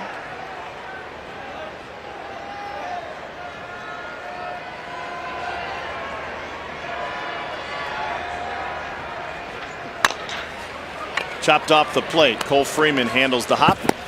Hold the first baseman off the bag, but Jake Slaughter is able to get the tag behind him and retire Malone. It'll be TCU in Florida tonight. For more coverage of the College World Series, including interactive bracket and highlights, go to ncaa.com.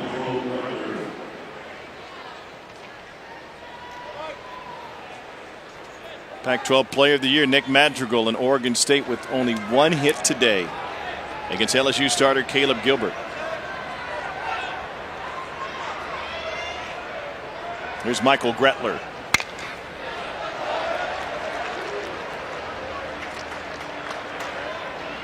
Like that one now. Glove side fastball there for Caleb Gilbert with a little bit of cut. So he's 2-seamed it on the arm side, running away from the left-handers. That one had just a little bit of cut to Gretler. That has set up everything today for Gilbert. The control of the fastball has been outstanding.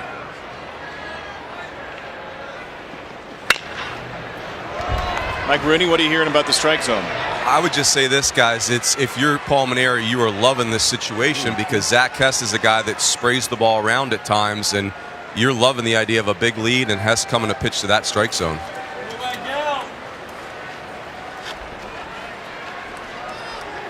The other guy that we potentially could see if this thing gets closer, don't be surprised if Jared Poche comes in for an inning. This would be his bullpen day. Obviously, you would prefer to not have to use him if possible if you're LSU, but he is not out of the question, that's for sure.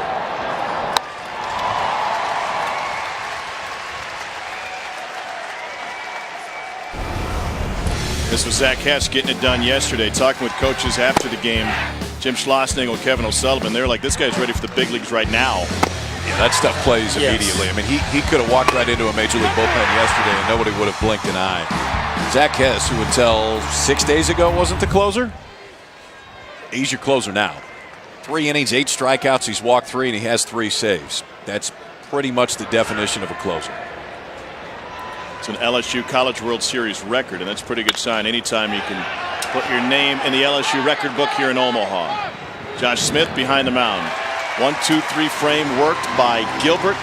Middle of the 5th, all LSU. We'll get Pat Casey's thoughts. The Oregon State head coach will chat with Mike Rooney right after this.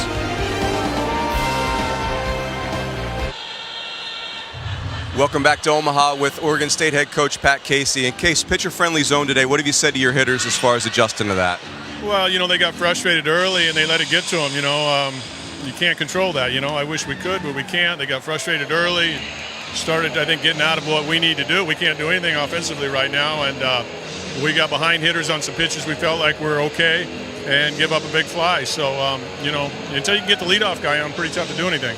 What do you need from your hitters as far as getting to Caleb Gilbert? They got to find a better pitch to hit. They got to get competitive. And like I said, they're starting to chase now because they feel like the zone's big, and so maybe they're getting out of their zone limit that we need. And we haven't been able to do anything. He's been good. He's beating us with a fastball. He can't even command his breaking ball right now, but he's beating us with a fastball. I give him a lot of credit. Thanks, Case. All right, Runes. All right, Mike Rooney, thank you. And Pat Casey's right. Can't get anything going without the leadoff man on. And they haven't had the leadoff man in 14 innings against LSU. We've got a beach ball delay. First of the day. Yeah, that's pretty straightforward. You don't get the leadoff man on, he can't do as much offensively as he wants to, and LSU's done a great job of controlling that. Stephen Kwan will take care of business. You can't win. If you throw the beach ball back into the stands, it's just going to end up back on the field. He gave him a chance. I mean, he put it in a place where they could make a play out there. They just didn't make a play. If you make a play, you lose it. Straightforward.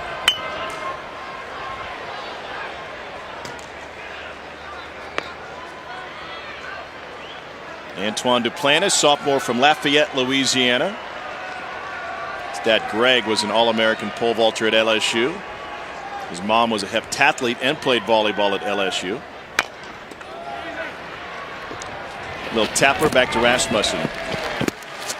One down.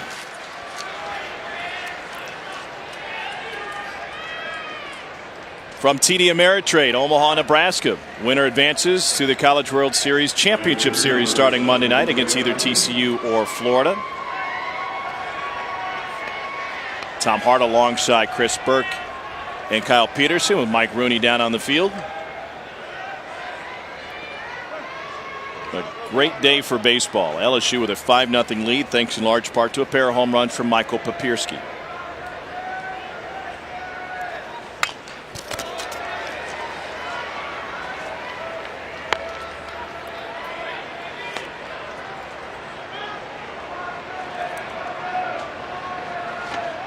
Come out.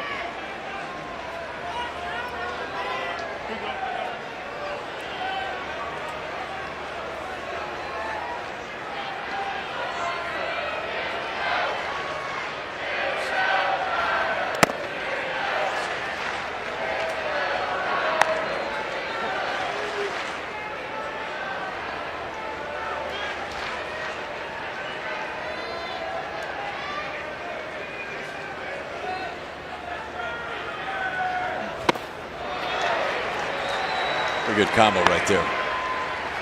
Mid-90s, good changeup for Rasmussen. That's what he got Duplantis to hit the little chopper back to him on.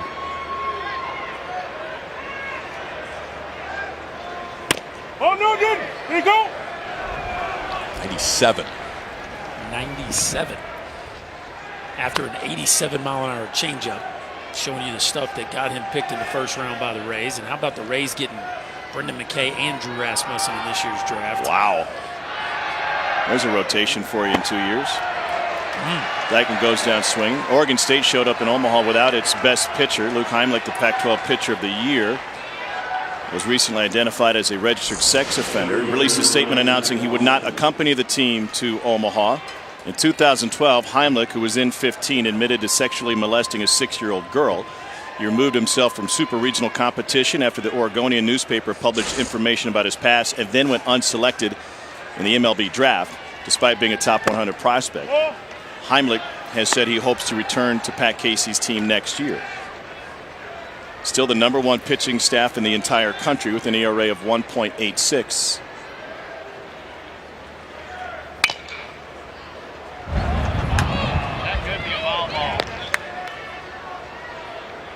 Ball and a strike to Zach Watson.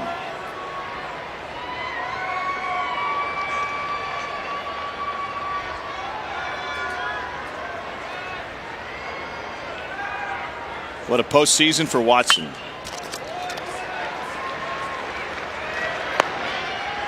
Yeah, we're seeing signs from Watson. He's a draft-eligible sophomore next year too. But this is a kid that has really come into his own. Last 2 months, 2.5 months. Remember, Zach Watson wasn't playing center field every day at the beginning of this season. That change was made probably a third of the way in. He wasn't even in the lineup for a while, and Paul Mainieri said, you're going to get a chance to play. Watson embraced it. In fact, he started coming to the plate with the walk-up music from Eminem's One Shot. He understood that in one start against Wichita State, the way Paul Mainieri judges players on his team, a lot of times you're going to get an opportunity, and if you fail, we're moving on to the next guy.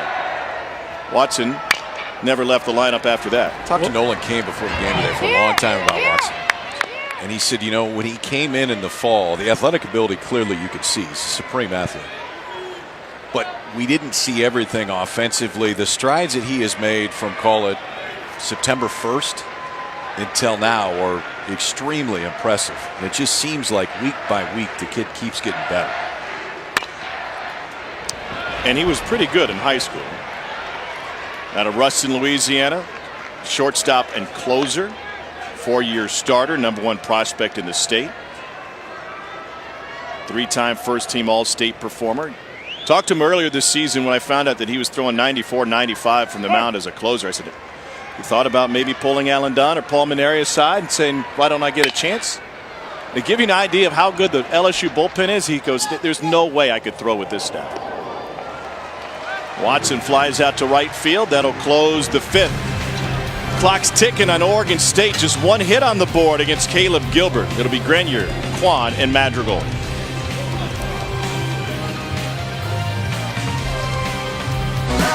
Living that sweet life, ain't got nothing but a good time. Lit up like a July Christmas tree. Sure sounds pretty damn good to me. Yeah, going crazy as we want till we get a little back porch gone. Doing it up and doing it right. Loving, living that sweet life. Fantastic week here in Omaha.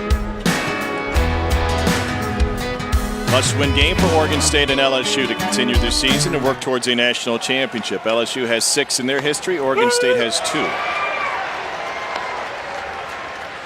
Caden Grenier at the plate for the Beavers. 0 for 1 of the fly out to right. This will be the 70th pitch of the outing for Caleb Gilbert.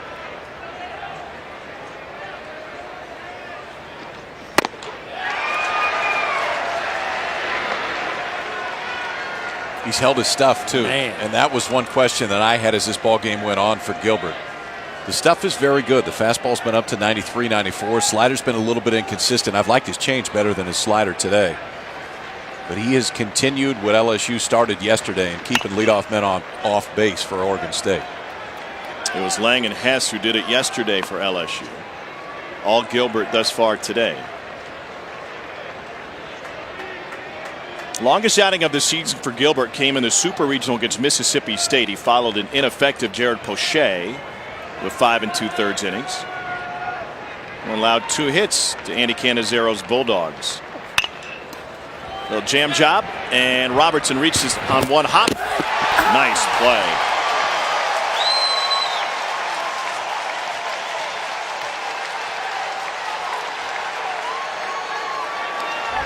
Now this is pretty right here. You don't have time to go 360, so you got to be able to throw on the run, and the ability to understand where the ball needs to come out of as you're running full speed towards the right center gap. A beautiful play by Kramer Robertson. That Casey is all over Mark Winters.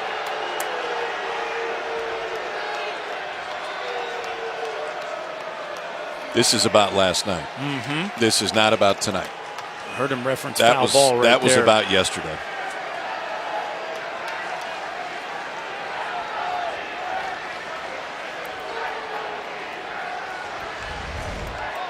He looked out to me. Yeah. He's absolutely out. I just think it gave Pat Casey a chance to come out. He's out. That's undisputable after the replay, or after the replay. He's absolutely out. But it gave Pat Casey a chance to come out and vent a little bit. Andy Peterson, the first base coach, started that argument a moment ago with Mark Winters. A lot of blame to go around yesterday with the controversial play in the 3rd inning off the bat of Stephen Quan. And here's Quan with the bases empty and one out. A play that changed the course of the game with LSU up 2-0 in the third. And the Beavers threatening against Alex Lang.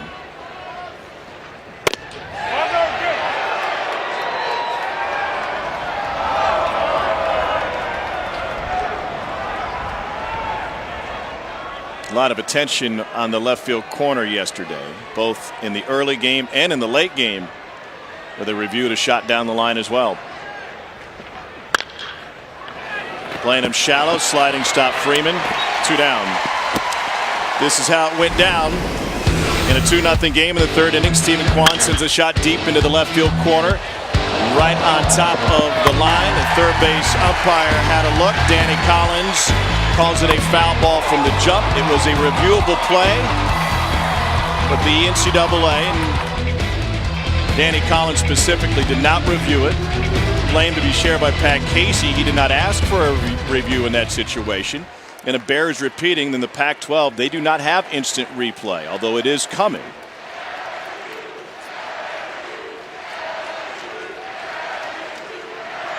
The infamous corner.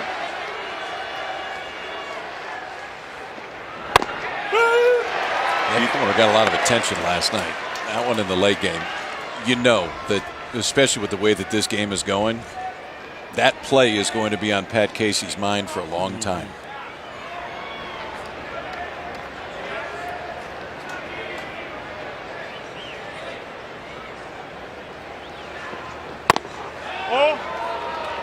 I was just blown away in general by all the different people that could have had a major objection, whether it be the hitter Quan or Grenier, who was on the base pass, who was quoted in the paper as saying that he thought it was fair, and nobody really put up a fight on the Oregon State side. Andy Jenkins, the third base coach. Yeah, there exactly. was a lot that had looks at that. I know for me, especially if I'm Grenier or Quan, and I got a pretty clean look at that, Quan almost missed first base watching that ball. And at some point, again, they don't know what's reviewable or not, but you know there is some form of replay. You'd think somebody would have at least asked the question if we can take another look at it.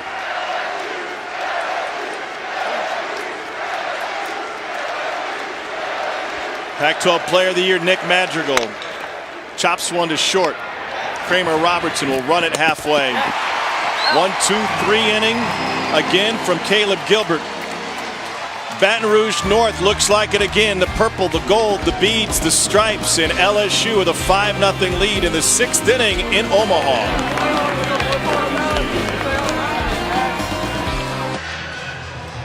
Tigers leading Oregon State 5-0. Bottom of the 6th inning. Tom Hart, Chris Burke, Kyle Peterson, and Coach Mike Rooney down on the field. 3 spot in the second for LSU. Got it going. And Caleb Gilbert has held the Beavers to just 1 hit.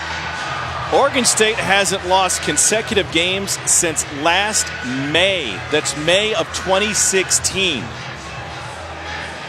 In danger of doing so for the first time since then if they can't find some offense here late in this game.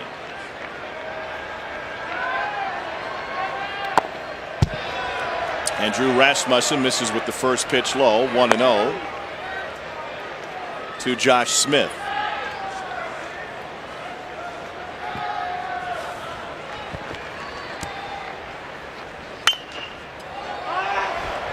Foul territory. Rutschman to the on-deck circle. Makes it look easy. 1 down.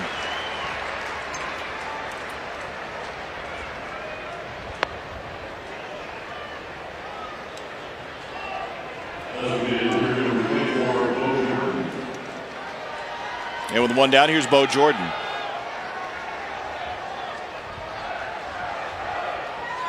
Rasmussen entered the 4th, allowed a leadoff single, allowed a single to the first man he faced. That was Kramer Robertson. He's retired 5 in a row since then. Redshirt sophomore from Spokane, Washington, out of Mount Spokane High School. While going through his rehab following Tommy John surgery, Rasmussen was routinely the first player to the ballpark. A great inspiration and leader to the kids behind him. Go back a couple of years as a freshman All-American against Washington State. He threw the only perfect game in Oregon State history. And they've been playing baseball there since 1907.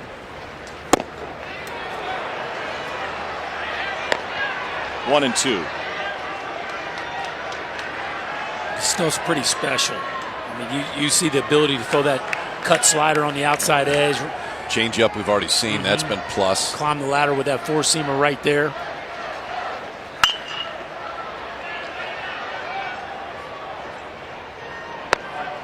I just wonder what this ball game looks like if Rasmussen started. I understand the move. When there was 3 on the board, I was surprised that Rasmussen didn't come in next. Speaking of next, we'll have Michael Papierski up next. We've only had 3 players in College World Series history hit 3 home runs in a single game. J.D. Drew did it for Florida State against USC in '95. Edmund Muth of Stanford against Louisiana Lafayette in 2000. And Larish. Yep, Jeff Larish did it against Nebraska in '05.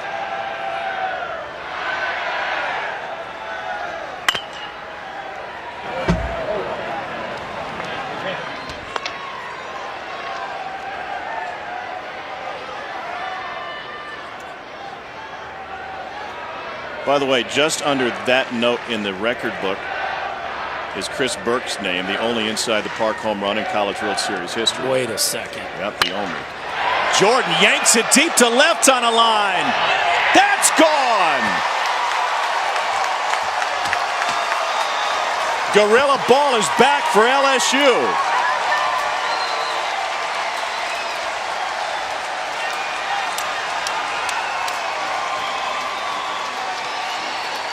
Okay, now. Late on about 4 straight fastballs in '96, right above the belt. Bo Jordan just smoked that ball to left.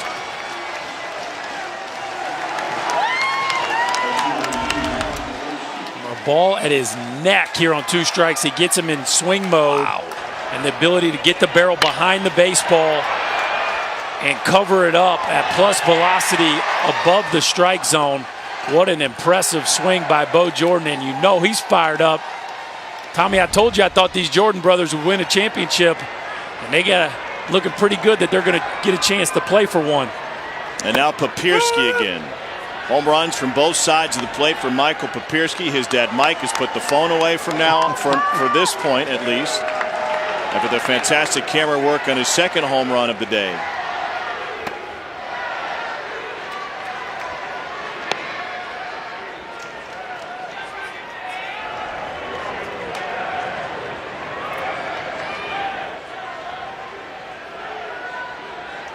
Larish's 3 home runs went to left, center, and right.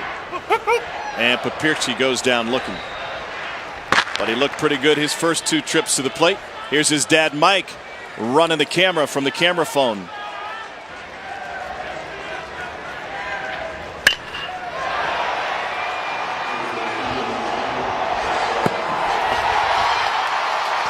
Now we get a little out of sorts here because we're celebrating. The finger gets over the camera, but then he regroups. Brought it back. Yeah, he regroups and does a nice job of finishing the play. How about the zoom?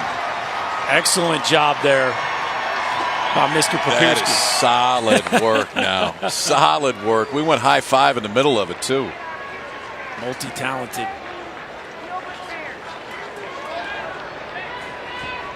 Jake Slaughter is 0 for 2. Home runs back, guys. No kidding. Isn't this great? It feels like the game is being played the way that it's supposed to be played. You get one, it should leave, and that's really what's happened this entire College World Series. Snared by Rasmussen. That's the only run Rasmussen has allowed since entering this game in the 4th inning. Came off the bat of Bo Jordan, his 4th of the year. The Beavers only have 1 hit through 6 and try to solve that with Larnage, Harrison, and Anderson. Welcome back to ESPN's coverage of the NCAA College World Series presented by Capital One.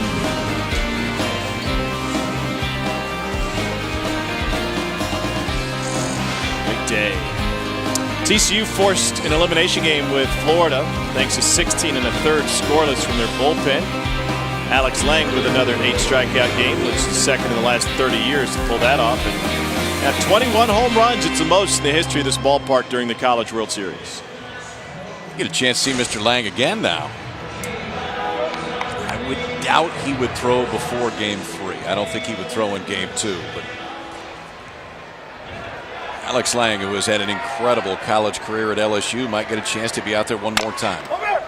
Chop to the right side, Cole Freeman. One down, and the leadoff hitter retired again.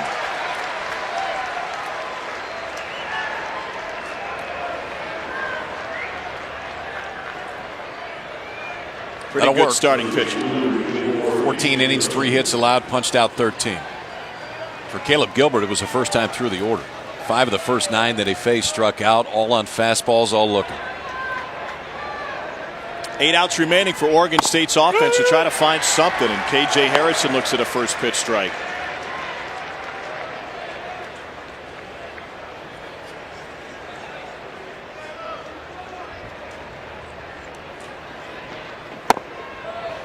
If you haven't been paying attention, Oregon State came into this event as the best team in college baseball. They had a 23-game win streak snapped yesterday against LSU.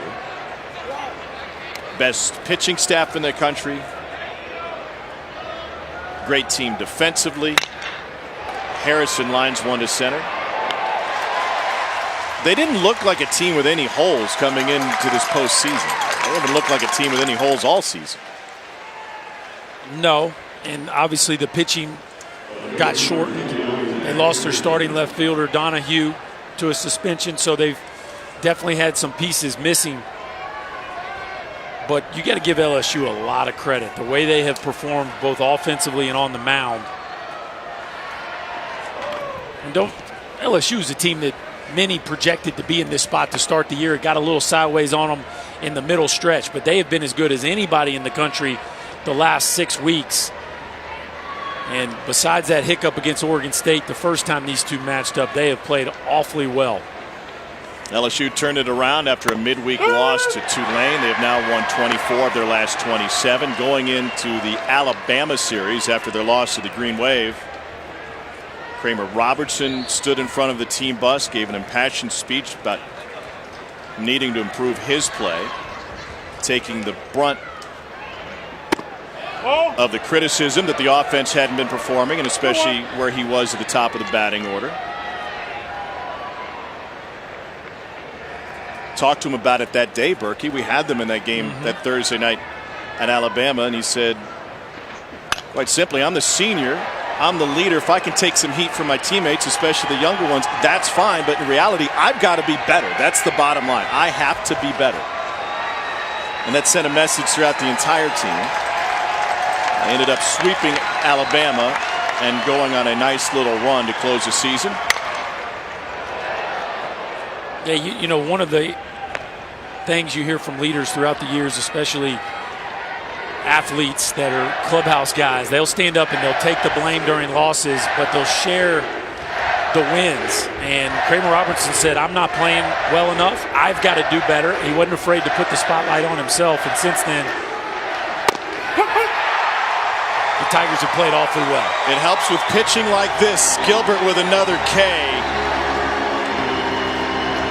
Linda Gilbert beside herself with joy. It's a 6-0 LSU lead. E60 features the New York Knicks' Kristaps Porzingis, who Jeremy Schaap said is the most famous Latvian in the world. Start your Sunday with a story. 9 a.m. Eastern on ESPN, also streaming live on the ESPN app.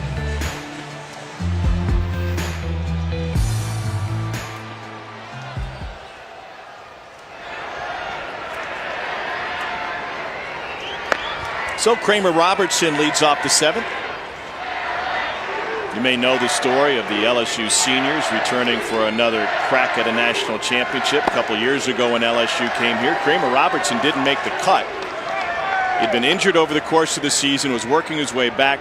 Paul Mainieri said, you're not going to be one of the 25 we take with us to Omaha. So on the drive back to Waco, he was devastated, depressed, tearful. Could barely make it all the way back. And he lines one to center field. After that experience, he thought about leaving LSU and giving up the game, but he said, I owe so much to so many people, and I don't want to let them down.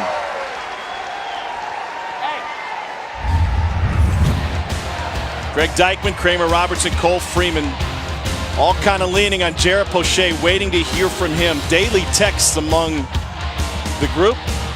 And when Poche decided he was coming back, everybody else was all in. Not just to get to Omaha, but to win the whole thing. Kramer Robertson has 3 hits. Yeah, he's broke out today. 3 hits and a walk. He scored in the 3rd. I think he's feeling all right. So remember our chat yesterday as Freeman pops up a bunt again. I talked to Kramer around the cage today, Berkey, and I told him about your comments during the game yesterday. That you would rather pop up weakly than line out to left field and line out on a hard hit in this scenario. That would make you feel better.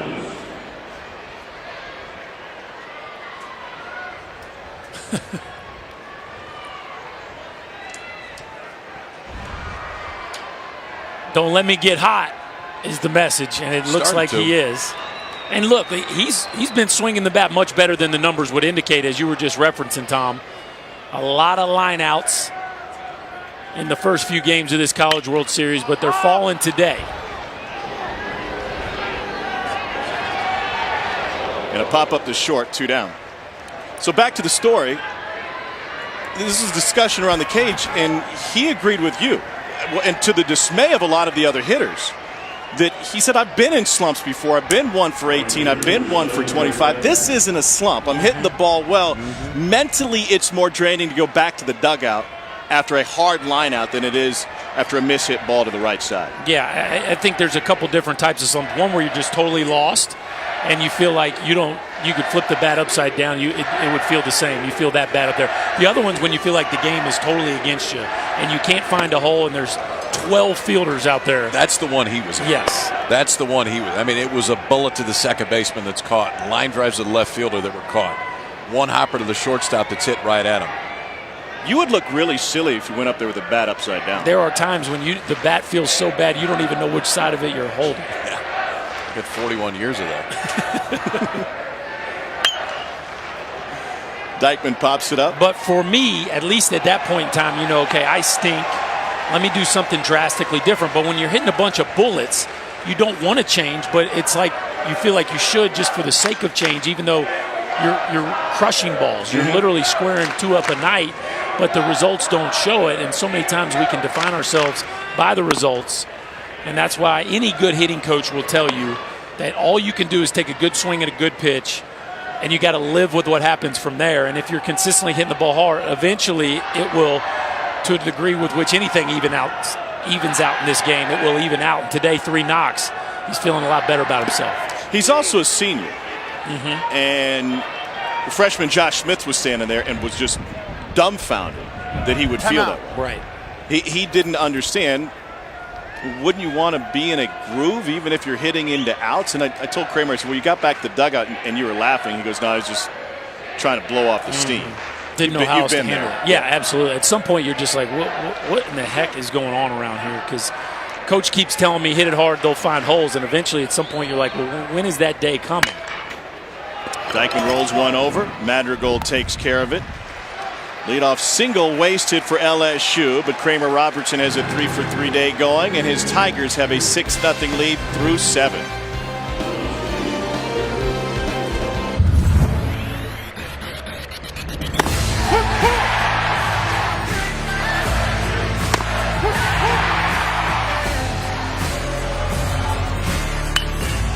Well hit, deep right field. Larnach back. It is gone. Papierski sends this one deep to left. Dad's got it on the phone, and it's into the second row. Wow. How about that? Still to come, the Florida Gators and the TCU Horned Frogs. Gators in the house, ready to go. Their leader, Mike Rivera, from behind the plate. And They need a win to make it to Monday.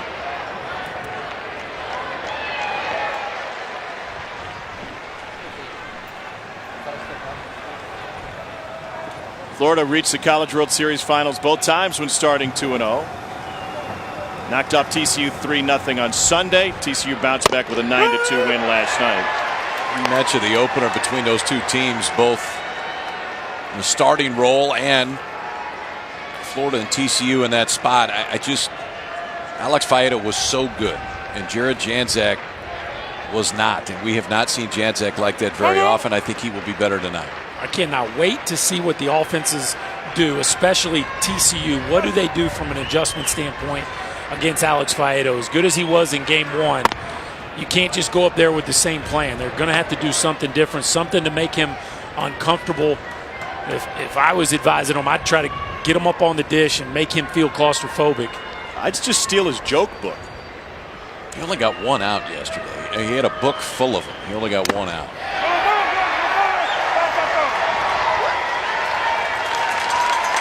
Tyler Malone strikes out.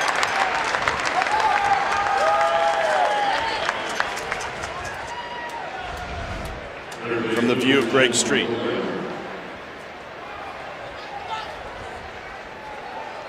See Papierski turn around, show him the baseball. That was the only question as to whether or not that got in the dirt or not. But Mike Papierski turns around and has it. 2 straight strikeouts for Caleb Gilbert, 7 in the game.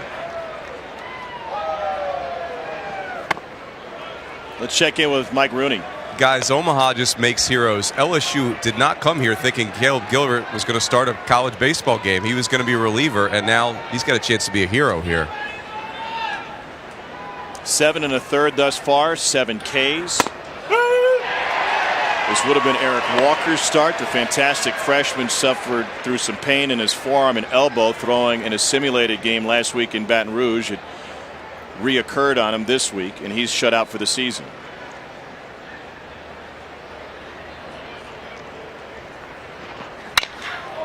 Well hit left field, deep. Duplantis will watch it sail over his head, and it's a solo home run for Michael Gretler. Oregon State's on the board.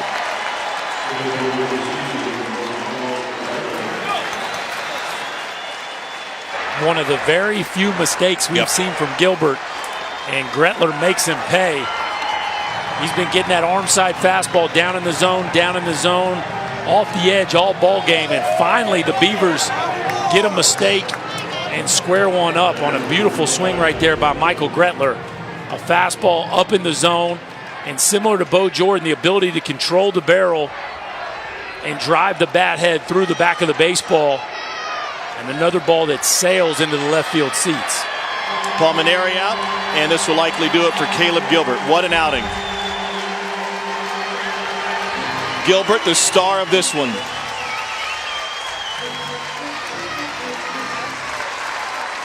His 5th start of the season comes in Omaha, and it's a doozy. Kid that was expected to live out of the bullpen this entire College World Series. That might be the most important start LSU's had all year.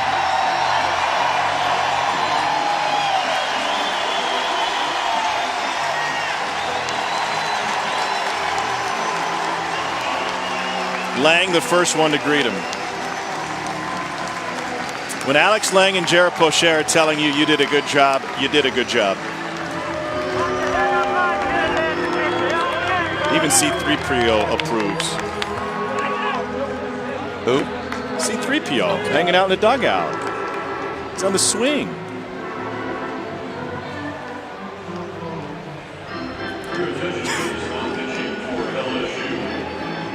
Whatever it takes. I got a feeling he's going to show up on Monday, too. Jordan Romero made the swing for C-3PO. Looks awfully comfortable. No comfort in the Oregon State dugout. No, and as good as Caleb Gilbert was, it gets even more uncomfortable now with Zach Hess on the mound, as the book is closed on Caleb Gilbert on a legendary performance by him, and now he'll hand the ball off to a freshman who has become a legend this week, Tom. The stuff out of the bullpen has been electric, as he has shut down nearly every hitter he has faced. And it is swing and miss stuff, and it is a knee-buckling breaking ball. Hess threw 23 pitches out of the bullpen yesterday. The 6'6 freshman from Forest, Virginia, had originally committed to Virginia Tech. He's got 4 saves, an ERA of 2.70, and 80 strikeouts in just 56 2/3 innings pitched. He struck out the first 3 batters he faced yesterday. It's pretty straightforward. I mean, he comes in throwing 96, and the ball has a little bit of cut. When he decided to throw a slider, he threw one so good Papierski couldn't catch it. He's one of the best defensive catchers in the entire country. For Zach Hess, when you get to the end of the ball game right now for LSU, the ball will be in his hand, on to try to get the final 5 outs and send LSU on to the College World Series Finals. He's already set an LSU College World Series record. We've got a Carl Hess sighting. Longtime college basketball official, has worked numerous Final Fours. In the LSU visor right in the middle of your shot. Hess made the full-time move to the bullpen 20 appearances ago. He's 4-1 since then. And he has dominated. Dad's worked some pretty big-time basketball games. He doesn't look unnerved by this, and neither does his son, who's a self-described adrenaline junkie. Into center field. 1 down. Or pardon me, 2 down.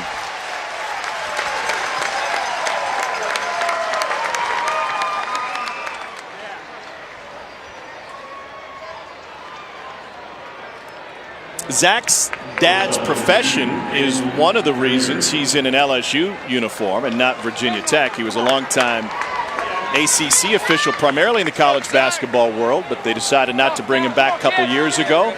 So Carl Hess reached out to Rod Delmonico, the longtime Tennessee coach, and said, my son's recruitment is open once again. Could you recommend a couple schools he might be a fit for in the SEC?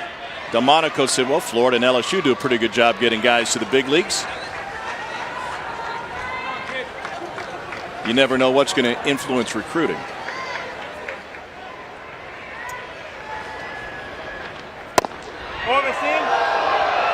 This is what a major league bullpen arm looks like. 92-mile-an-hour cutter just a minute ago. 94-mile-an-hour backdoor cutter. First pitch that he came in and threw. When it's right, it's just about unhittable.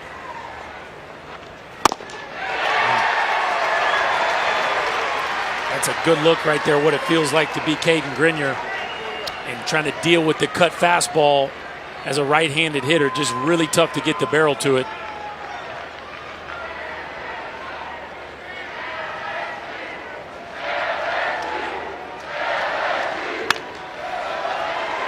I don't know if the Wild Thing haircut fits anybody as well as it does Zach Hess. You know what that says, too? And remember, this kid wasn't a closer a week and a half, 2 weeks ago. He's ready for the role. And you don't do that when you're a freshman unless mentally you're ready to be in this spot. The stuff obviously is plenty, but the mentality fits the role, too.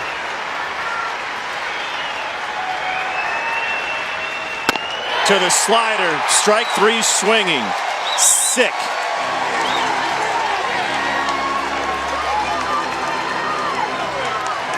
The pitching for LSU has been just about perfect today. Caleb Gilbert faced 3 over the minimum, gives way to Mr. Hess. 2 faced, 1 strikeout, 3 outs. And LSU was in a College World Series Finals.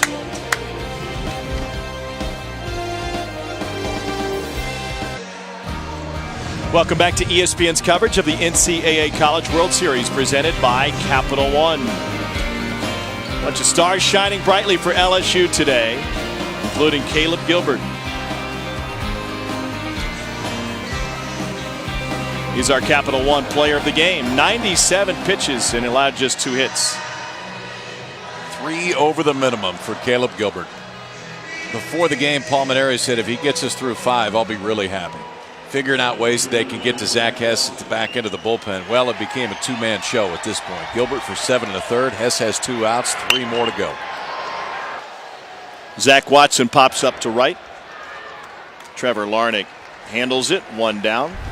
Well, the first time through the order, Caleb Gilbert just living on a 2-seam fastball. Faced 5 lefties the first time through. He struck them all out, all on fastballs, all called. The next strikeout didn't come until the 7th inning, but that was Jack Anderson for the second time. Another fastball looking. 7 strikeouts on the day. Everybody that he struck out was left-handed, but just seemed in control from the first pitch of the ballgame.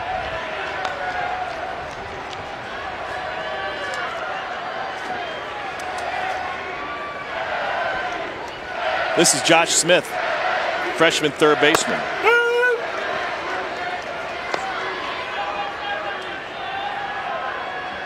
Would you give Michael Papierski consideration to be your player of the game? Yeah, I think it's a pretty special day when you go deep from both sides of the plate. The first player ever at TD Ameritrade to hit 2 homers in a game, and somebody outshines you. That just tells you what kind of ball game this has been for the Tigers. But Gilbert's certainly deserving of that honor. He was outstanding this afternoon. To Madrigal. 2 down.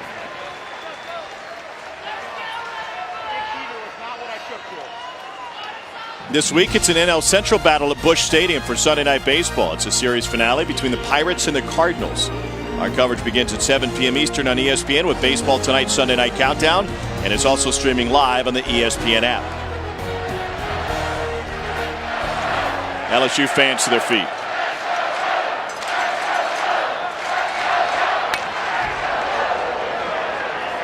By the way, I'm told the Moose is not Marty Moose.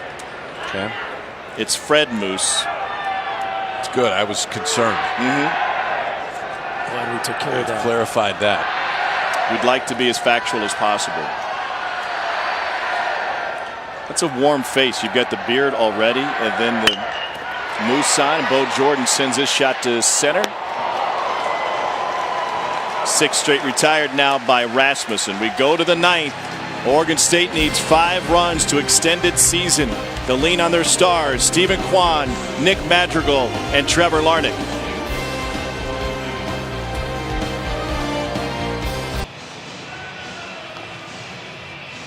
(6-1) LSU leads Oregon State, the #1 team in the country. It's been held to just 2 hits in back-to-back games by LSU's pitching staff. Season low 2 hits both times. Now the Beavers will try to gather themselves.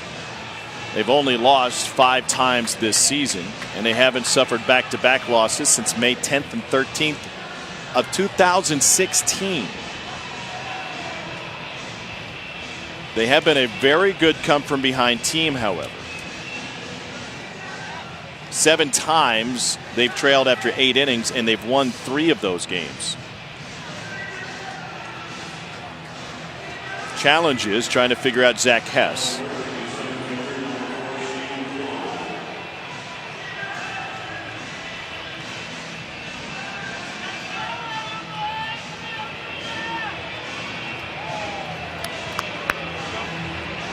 Stephen Kwan is 0 for 3 today.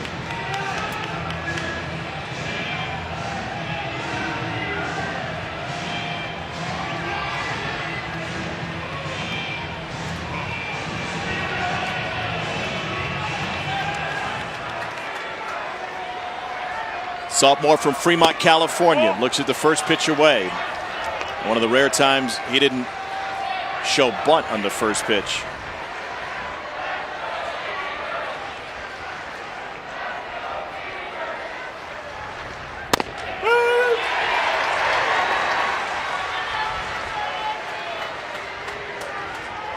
Pat Casey owns a pair of national championships and the #1 team in the country for most of the season.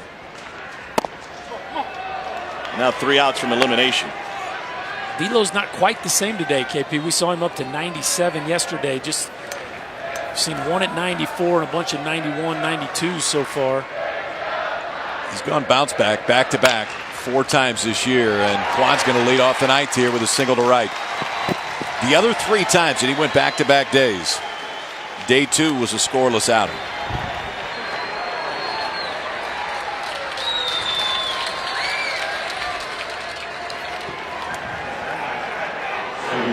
Well, this is who you want at the plate. If you're Oregon State, you need to get something cooking. A runner on for the Pac-12 Player of the Year, Nick Madrigal, hitting .333 here in Omaha.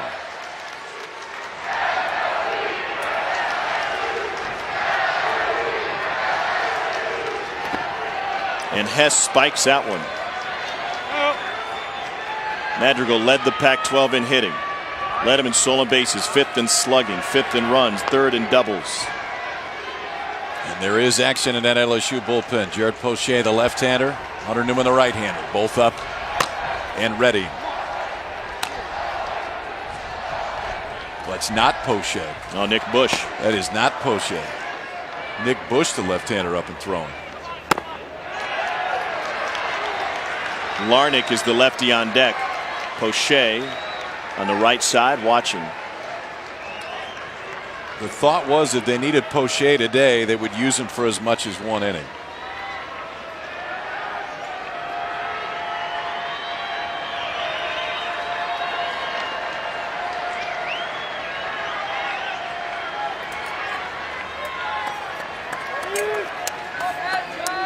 Two and 0 to Madrigal.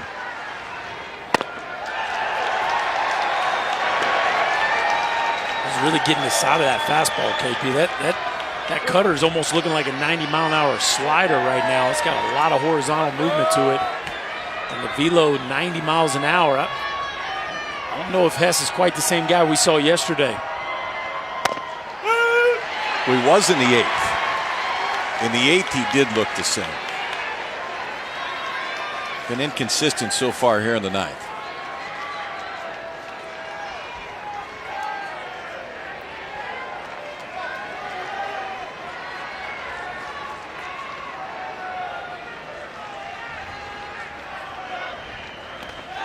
That one gets all the way to the backstop on ball 4 to Madrigal. Quan will stop at second. So 2 on with nobody out. Does it bother you that he missed or how he missed? Was missed 2, maybe 3, just like that too, where they're not even close. Pitching coach Alan Dunn out. If there were misses in the last inning, the misses were very close. We didn't see this yesterday, and we didn't see this in the 8th inning. Now, that can come back in a hurry, especially if somebody hits a one-hopper right at somebody and you turn a double play. At the right time for Alan Dunn to come out.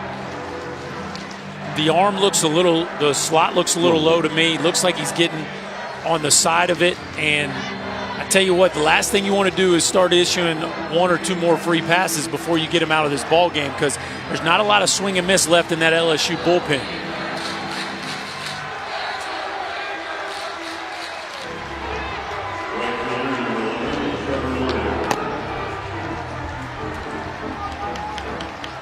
Two sides of the coin for the LSU bullpen here in the College World Series.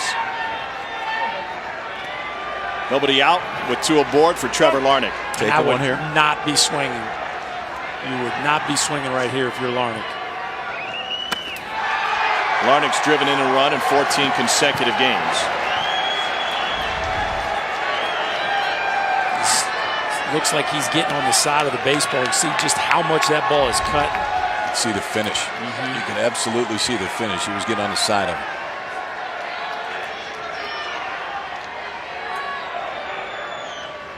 How easy is that to change in the middle of a game? It's today, Saturday. It's easy to change tomorrow. But right now, it's not easy to change pitch to pitch. Especially for a kid that just has not been in this situation all that often. Quan and Madrigal aboard, behind in the count, 2-0 to Larnick. And he gets 92 across for a strike.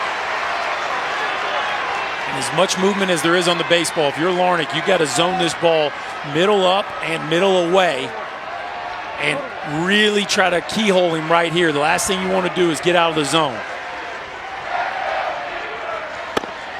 3-0, wow. The strike zone again. And it just can't happen at this point in the ball game. Not now. That was ball 3. Now Larnick has to defend. Can't defend that. Not when it's 6 inches off.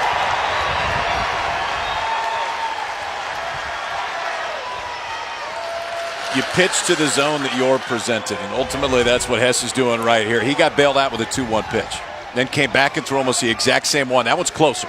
That one was not far out as the 2-1 right there. That's a pitch that you will see called a strike a fair amount. But Pat Casey on his way out right now, you can understand why. This frustration started early. It's been consistent on both sides. I mean, it hasn't been inconsistently favoring one side or another, but it has been wide from the first pitch of the ballgame. But from an Oregon State perspective, while the strike zone has been similar, because of Gilbert's accuracy, Oregon State has been the victim more often than not. But right, you either take advantage of it or you don't. And LSU has taken much better advantage of it on the mound than Oregon State did. And I like the move by Pat Casey right there. You have to put your feet in the ground, as Larnach's going to get his money's worth on the way out. But if you're Pat Casey, you can't let that go any further. You got to let him know that you're not happy about the zone. You only have 2 outs left. KJ Harrison has hit a grand slam here in the College World Series, and he swings at the first. Room in foul territory. Slaughter. 2 down. And I want to know why. I know KJ Harrison's one of the best hitters in the College World Series, but with a young man who looks like he's fatigued and struggling to find the strike zone, you can't hit a 5-run homer right there. A walk is even better than a 3-run homer right there, honestly, because you just keep the pressure on. And Harrison gets a little over anxious, and now LSU just 1 out away.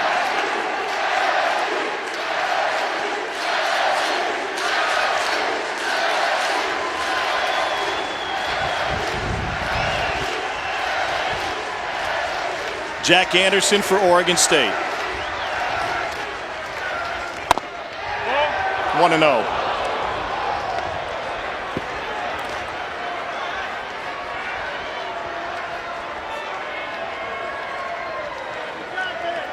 Beavers are 0 for 7 with runners in scoring position over the last 2 games against LSU. 0 for 3 today.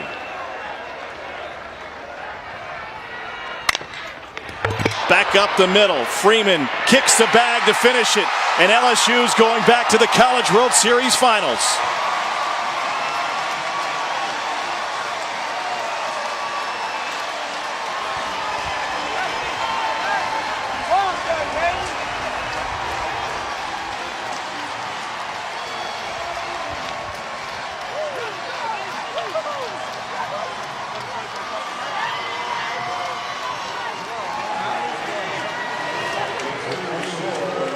Tigers have won 25 of their last 28, and so ends one of the best regular seasons in college baseball history on the Oregon State side.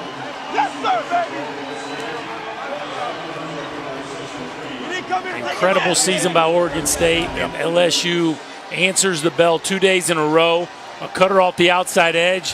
Hess slows it down. Freeman does a nice job of making a play on a tough hop, and LSU has a chance to move into second place all time with 7 national championships as they advance. Guys, the first time these 2 teams played, LSU got beat 13-1. They walked 12 hitters. They got 4 hits themselves. They got beat 13-1. They come out and beat Florida State and then answer the bell back-to-back nights against a team that has been more consistent over the course of the regular season than any we've seen in the last 25 years. LSU deserves and belongs in the finals.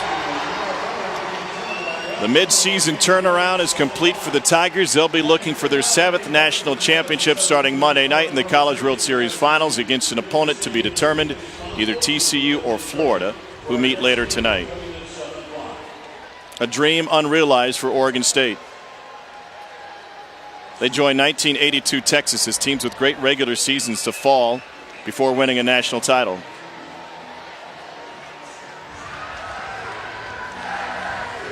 Paul Mainieri has 1 national championship in his back pocket. That happened over at Rosenblatt. Been a while since LSU has returned to the top of the hill, and they'll have a chance to do just that here at TD Ameritrade. Mike Rooney is standing by with Paul Mainieri. Thanks, Tom. Paul, what about the performance of Caleb Gilbert? Unbelievable. Really, Mike. I can't tell you, I went to sleep last night picturing that Caleb Gilbert would give us 7 shutout innings into the 8th inning. Of course, I couldn't have told you I dreamt that Papierski would hit 2 home runs and Bo Jordan would as well. It was just a great performance by Caleb Gilbert. The whole team played really well. And, we're moving on. We get to play for a championship. We're excited about that. Michael Papierski's been a guy that got hot late in this season. What a moment for him. What were you thinking when you were watching him hitting those 2 home runs? Oh, 2 moments, yes. Perhaps the greatest kid you'll ever want to meet. I mean, nobody works harder than him. In the first half of the season, he struggled with the bat, but he played great defense, very unselfishly. And then he kept working. Mikey Gibbs done a great job with him. And he ended up, that's his 11th home run, so it's not like this is something news to us. We knew he had the potential to do it. That 3-run homer really got us going and gave us a lot of confidence that we could beat the unbeatable team. You guys are headed to the CWS Finals against one of a team. You've played both of these teams. What are the keys for your club going in there? Mike, I haven't thought much about who we're going to play yet. We're obviously very familiar with Florida. We played TCU one time, but whoever we're going to play, it's going to be a great series. Both those clubs are outstanding in every way. Thanks, Paul. All right, Mike, thanks. There's something about programs and teams and athletes that expect to win. At LSU, they expect to win national titles. They absolutely expect to win, and they also had 4 guys that came back for what starts on Monday. They didn't come back to get here. They came back to win a national championship. Kramer Robertson, Cole Freeman, Greg Dykman, and Jared Poche are 2 wins away from that. Once again, our final, LSU 6, Oregon State 1. Tigers on to the College World Series Finals. TCU and Florida coming up tonight at 8 with Carl Ravitch, Eduardo Perez, Kyle Peterson, and Laura Rutledge to decide who will play against LSU for the chance to play for a national championship. Stay tuned next for SportsCenter, and tonight at 8 o'clock, it's Florida and TCU. What a fantastic week here in Omaha for LSU and their fans. It continues. The season ends for Oregon State. For Kyle Peterson, Chris Burke, Mike Rooney, and our sensational ESPN crew, I'm Tom Hart. Flip back at 8 o'clock for TCU and Florida. Good afternoon from Omaha. Coming up next, it's SportsCenter.